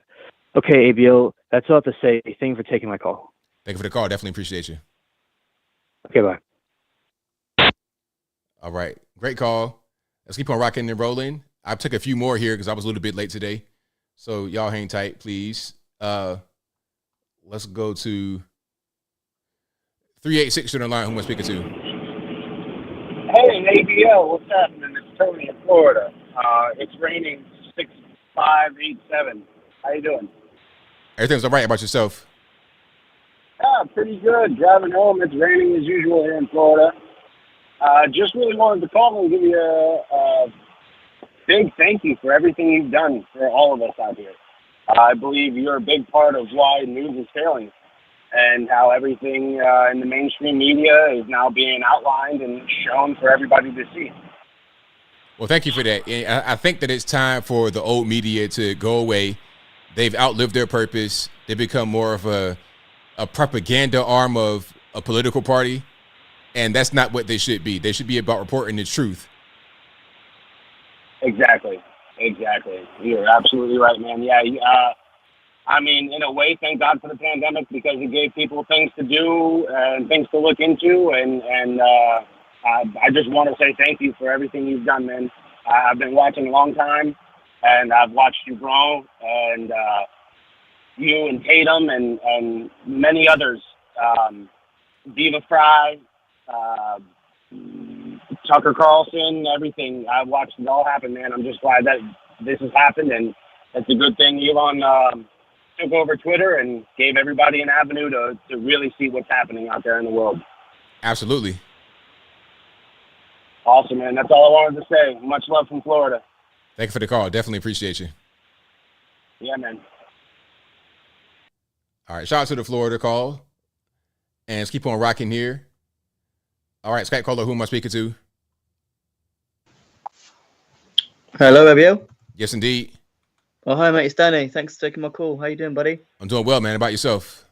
Yeah, everything's good, mate. Yeah, and congratulations on your second channel, mate. It's really got some good stuff on there, mate. Thank you. I appreciate it. Yeah, no worries, mate. Yeah, I've got to talk about that Florida cop, man. I don't think I've ever seen a story like that before, man. Have you? I've never seen someone think that an acorn not only made a gunshot noise, but shot them. That was crazy. Yeah, like I watch a ton of like stuff like that, like police videos and body cam footage of incidences and stuff like that. So I'm kind of into that, but I don't think I've ever come across an incident like that. I mean, yeah, I'm kind of like going back and forth of trying to work out why he did that. I mean, at first I was thinking he definitely wanted to harm that guy in that car. He wanted to kill him, and he just did all that extra stuff just to try and get away with it somehow. But because again, from what you've said and from what I've seen is obviously the guy was obviously in handcuffs. He was obviously searched, right? So he didn't have any firearms on him, put in the back of the car. So I don't know why you would think that person in that car would be shooting at you, if you know what I mean. But at the same time, as you said before, if he did have like a mental break, or if I don't know if he heard a certain noise and he was suffering from maybe severe PTSD or some sort of trauma in his past, and he had flashbacks and he just obviously didn't think obviously, because when you're suffering from PTSD in those moments, you're not thinking logically or rationally, are you? Just acting on like I guess, pure emotion. And I just don't know what to make of ABL, man. I think you might be right. It could be a form of PTSD, and it could have been just the noise that triggered him, and he went back to that state. It's got to be something like that, or just high anxiety, PTSD. I don't think that he was in his right state of mind. Which, if you're going to be an officer, that's going to be a bad place to be. You need to have you need to be in your right state of mind all the time. Yeah, no, exactly. I totally agree. I mean, again, especially if you're a police officer, because police officers can do a million good things. You don't hear about it. No one really cares. Not really portrayed on the media. One cop does one thing like that, and all of a sudden, every single cop is evil. Every single cop is a pig. Every single cop is out there to harm you and kill you. And it's just like, damn, man. Mm-hmm. It's sad things have got to be like that. But so do you think he most likely is going to get, removed from the force, or? Oh, he already resigned. Oh, sorry. Okay. Yeah. Yeah, so that was a tough one, that one. And yeah, as for those, what were they, white supremacists or Nazis marching down the street? Yeah, allegedly in Nashville. Yeah, so see situations like that, every time I see, a bunch of protesters, they're all just masked up, like not even just got normal masks on, they're just completely face covered. Oh, that's like a big red flag to me. I mean, you always kind of tend to see that with like left-leaning protests, liberals and BLM, Antifa, and again, you got the protests over here with the pro-Palestine marches, and they're all like masked up. You can't see their faces. I've never really seen a right-wing protest or march where all the people there are all like masked up. They're always generally, you just see their faces, right? Or am I wrong? You always see their faces. You're never going to see, and really the whole thing about wearing masks, that was a conservative thing. We didn't like wearing masks during the pandemic at all, and you didn't see anybody wearing masks before that. So while we all come out wearing masks, it's because, in my opinion, they're trying to conceal that they're like undercover. When you're undercover, you don't want to have your identity revealed, like undercover cop or you're an FBI agent or something like that. That's the reason, in my opinion, why they're wearing the masks. Yeah, I totally agree with you, because again, you have a right. You're not doing anything illegal. You have a right to protest, right? So what are you hiding? Exactly, right. I mean, we can all go march in the street and shout whatever we want, whatever sign we want. Just show your face, man. Otherwise, people are going to think, dude, what are you hiding? You're clearly hiding your identity. So people are going to come to the conclusion that you're either a Fed or whatnot, and you can't blame them, right? Can't blame them at all. Yeah. So that's for Fani Willis. So I guess another one bites the dust, eh? That's right. I mean, it's just embarrassing, isn't it? Yeah, for sure. All right. Thanks again, ABL. Great show, mate. And shout out to the chat. Really appreciate you taking my call again, mate. Have a nice weekend, mate. Take care. Thank you for the call, man. Definitely appreciate you. All right. See you, mate. See ya. Bye. All righty. Let's keep on rocking and rolling. 773, you're on the line. Who am I speaking to? ABL, it's a retired Chicago police officer friend. Thanks for taking my call, ABL. Let me try to give you a first-hand perspective on this shot spotter thing and some of the other police stories that you covered this week, ABL. First of all, shot spotter is a patented technology. Chicago has a bunch of cameras on light posts and, telephone poles throughout certain parts of the city. They own that.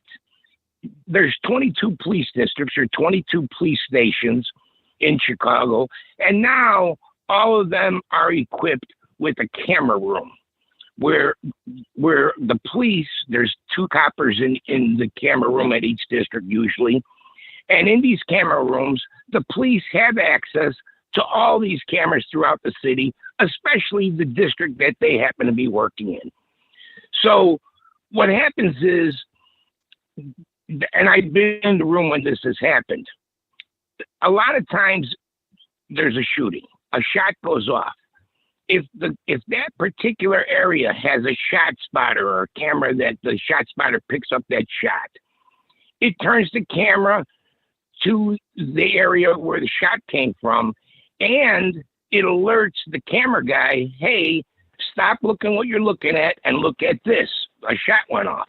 Now, sometimes people come out They shoot off their gun. They go back inside. The camera guy looks. He doesn't see anything, but typically what happens is the shot spotter goes off. The cameraman looks at the camera. People are running from the shots, and I've seen this happen. Sometimes there's a guy laying on the ground. A lot of times, and I've seen this because you're able to look at it days later if you want, and it gets around. I've seen video where one guy's passing off a gun to the other guy. It takes a few minutes for people to call the police. They hear the shots, and believe me, I worked in the ghetto. Even in the ghetto, people call the police when shots go off. They hear 5, 6, 7, 10 shots. People are calling the police. So now the shot spotter went off. The camera guy sees the people running, and he's able to get on the radio and kind of guide the police in the squad cars that are responding to that scene.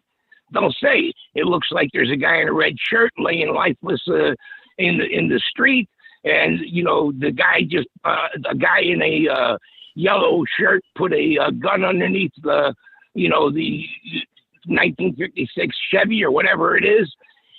So it gives them warning. Then what happens is, then the calls start coming in, ABL, of people making the calls and everything. What ShotSpotter really does is, where it comes in really handy, is in court.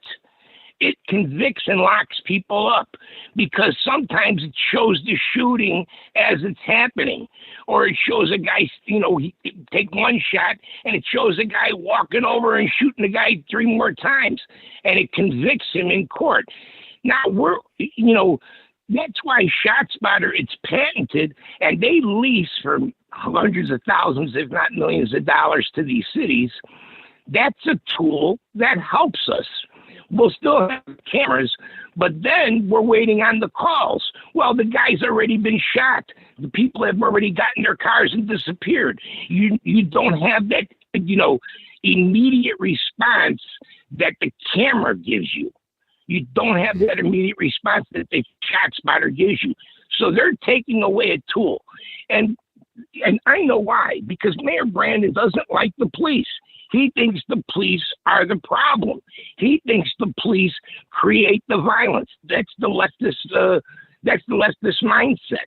And he believes that, and you could tell just by the vocabulary he uses and the words he uses, which is, ShotSpotter leads to over-policing. Over-policing, that's nonsense. I'm responding to calls in that neighborhood, and, calls real shootings. He uses those kind of words. It's like with the mental health. He says that he doesn't want to have over-policing, for mental health crises. Well, you know what? The ambulance, the EMTs, at least on midnights when I worked, we respond with the ambulance. And we've had, fire department is the ambulance. They're the same thing. They're firemen. The fire department has told, people call the ambulance for whatever reason. I've been beat up, whatever it might be, just for whatever reason. We escort the police into these projects and everything else because it's too dangerous for them, because things, start off one way and get out of hand. So we respond with them. And we've had people say, I didn't call the police. I don't want the police here. And the fireman, the ambulance driver says, no, the police are here for us. The police are here for us. If they're not here, we're not here, and we're leaving. So that already happens. Mental health crises are some of the most dangerous and unpredictable calls I've ever gone on, those and domestics. It's when people's state is at the highest and they're not thinking straight. So that's with the ShotSpotter and with Mayor Brandon. Now with the guy from Florida, the cop from Florida with the acorn and everything else. I am not going to defend a copper like that. I've always said, you cannot be the police and be afraid on the streets. You can't let fear even pop into your mind, because when you let fear take over you, you make stupid, rash decisions. And here's my take on this acorn and this copper. I'll take a serious take on it. His call was told that this guy has a silencer on his gun. This copper, Mr. Nervous, we'll call him, he responds, he checks the guy, he handcuffs him and puts him in his car.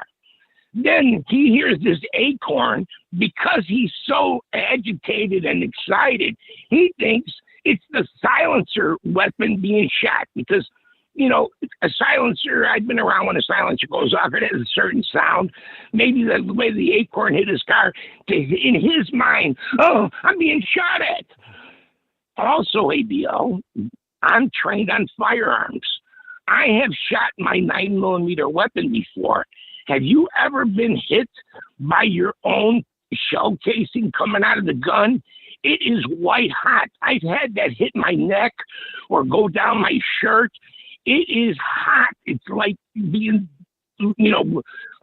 poked with a lit cigarette. Maybe he got hit with his own shell casings and thought he was shot. He's too excited to be the police. I've seen people like that. You don't belong out on the streets. You can't have fear. And, you can learn to not let fear creep into your existence. Later on, you might think about it, but at the time, you have too many things to think about. That's why I was never afraid on the streets, is because I was thinking about other things. I'm chasing a guy. I'm looking, I'm watching, see what he's got, see what's happening. You have to be alert, and you cannot be afraid. And unfortunately, police work, especially out on the streets, is not for everybody. It really isn't. And then one last thing, ABL, about the Super Bowl parade shooting. Obviously that's tragic. It was just probably a beef. Somebody pulls out a gun and ruins it for, like you said, 100,000 people or whatever it was that was out there. But here's the thing. Right away, they start calling for gun control. Well, here's what I say to that. What about criminal control? What about locking up the criminals? I'd like to see, because now they caught that guy, they tackled that guy and everything else, at the parade. I'd like to see what his record is, how many times he's had weapon charges, how many times he was arrested and let go. Let's have some criminal control, not gun control. You don't make policy by the lowest common denominator. You don't take away my rights to bear arms responsibly and, for the sake of the criminal, give it to him. I don't want to be judged on the worst people in society. I have a right to bear arms, lock people up when they commit the crimes. It's just ridiculous, ABL. Anyway, I hope I put a little bit of perspective on that. One last thing, ABL, if I may, besides the police thing. That woman in the having that OnlyFans on her car. Yeah. Here's the thing. We don't want drag queen story time, and we don't want OnlyFans around our kids. It's two different sides of the scale. We don't want either. Stop sexualizing children. That should not be within the realm. We shouldn't have, drag queens, and we shouldn't have OnlyFans advertised out there around kids. So that's my 2 cents this week, ABL. Thanks for taking my call. Thanks to everybody in chat, and I'll talk to you later. Thank you for the call. Definitely appreciate you. Thanks. Very good point about like the drag queen story time and that really being like the one side of the coin and then the OnlyFans being the other side, and also about the shell casing. So that was perfect. You hearing the noise, you think it's a silenced weapon, and then you start shooting and shell casing hits you. It's hot, you burnt, but you're not thinking logically because you're just so excited, you're so nervous, you're so anxious. All that anxiety balled up in you is just creating a snowball effect and making all this situation much worse, to the point where you unload your magazine on the vehicle, all for no reason other than the acorn. So fantastic call. Great way to end it. Shout out to you guys for being here. Thank you guys for being patient at the very beginning when I had some little technical difficulties, but hopefully you enjoyed the show tonight. If you did, please give the video a thumbs up, like the video, share the video, do all that good stuff. That'll help me out tremendously.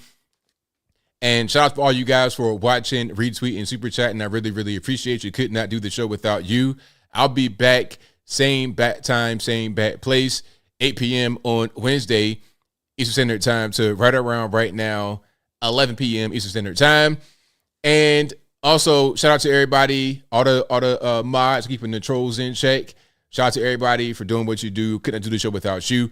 I think I got more super chats here to read. Then I wrap it on up, put the bow clean on top. Thank you to Kelly K, who says U.S. birth rate 1.6, Russia birth rate is 1.5. Exactly what I was saying to your man Ivan earlier. What's the difference? It's about the same. This is part of the reason why the migrants are coming over here, but that's a different story, and I digress. Thank you to Bob K MIT, who says great show as always and love the new channel. Uncle ABL, thank you for that, man. Definitely appreciate it. Thank you to Bino, who says Russia spans over 11 timelines. 24/7 production enables them to meet any demands worldwide. They're fourth in agriculture export. The median income varies from $2,800 a month in Moscow to $678 a month in rural areas. Exactly. Right. It's much different over in that part of the country than it is in some of the faraway places where you don't need a lot of money. Thank you to Bina again, who says the Constitution of the Russian Federation has provided all citizens the right to free healthcare since 1993. Ivan needs to stop using mainstream media as a source. Peace. Exactly. And then, what kind of costs do you have as a Russian national? You got property tax. Like, what are we paying as a Russian national? Are you paying all the taxes and fees and whatnot that we pay over here? Like, what's really going on? Where is it more affordable to be like a poor person? Where is it better to be a poor person, here or there? You let me know. Thank you to Bina again, who says Constitution of the Russian Federation has provided all citizens the right to free healthcare. I read that one. Thank you to Italian Goddess for the heart emoji. I appreciate you. And thank you to Zetas Kane Sword for the comment and for being a longtime member, who says it's been a long road, man. It has been a long road. So thank you for that. And I think that will be a wrap for me tonight. You guys are the best audience anywhere on these internets. Again, I'll be back live on Wednesday, and I'm here throughout the entire week putting out pre-recorded content. And I have my new channel, again, Uncle ABL. If you guys have not actually subscribed to the channel, please do so. Let me go ahead and throw it up there. Uncle ABL. So that's about relationships and nutrition and finance. I'll put a little bit of everything on there that's not really politically related. But that'll be a wrap for me. So until next time, y'all be safe. I'm out, and peace.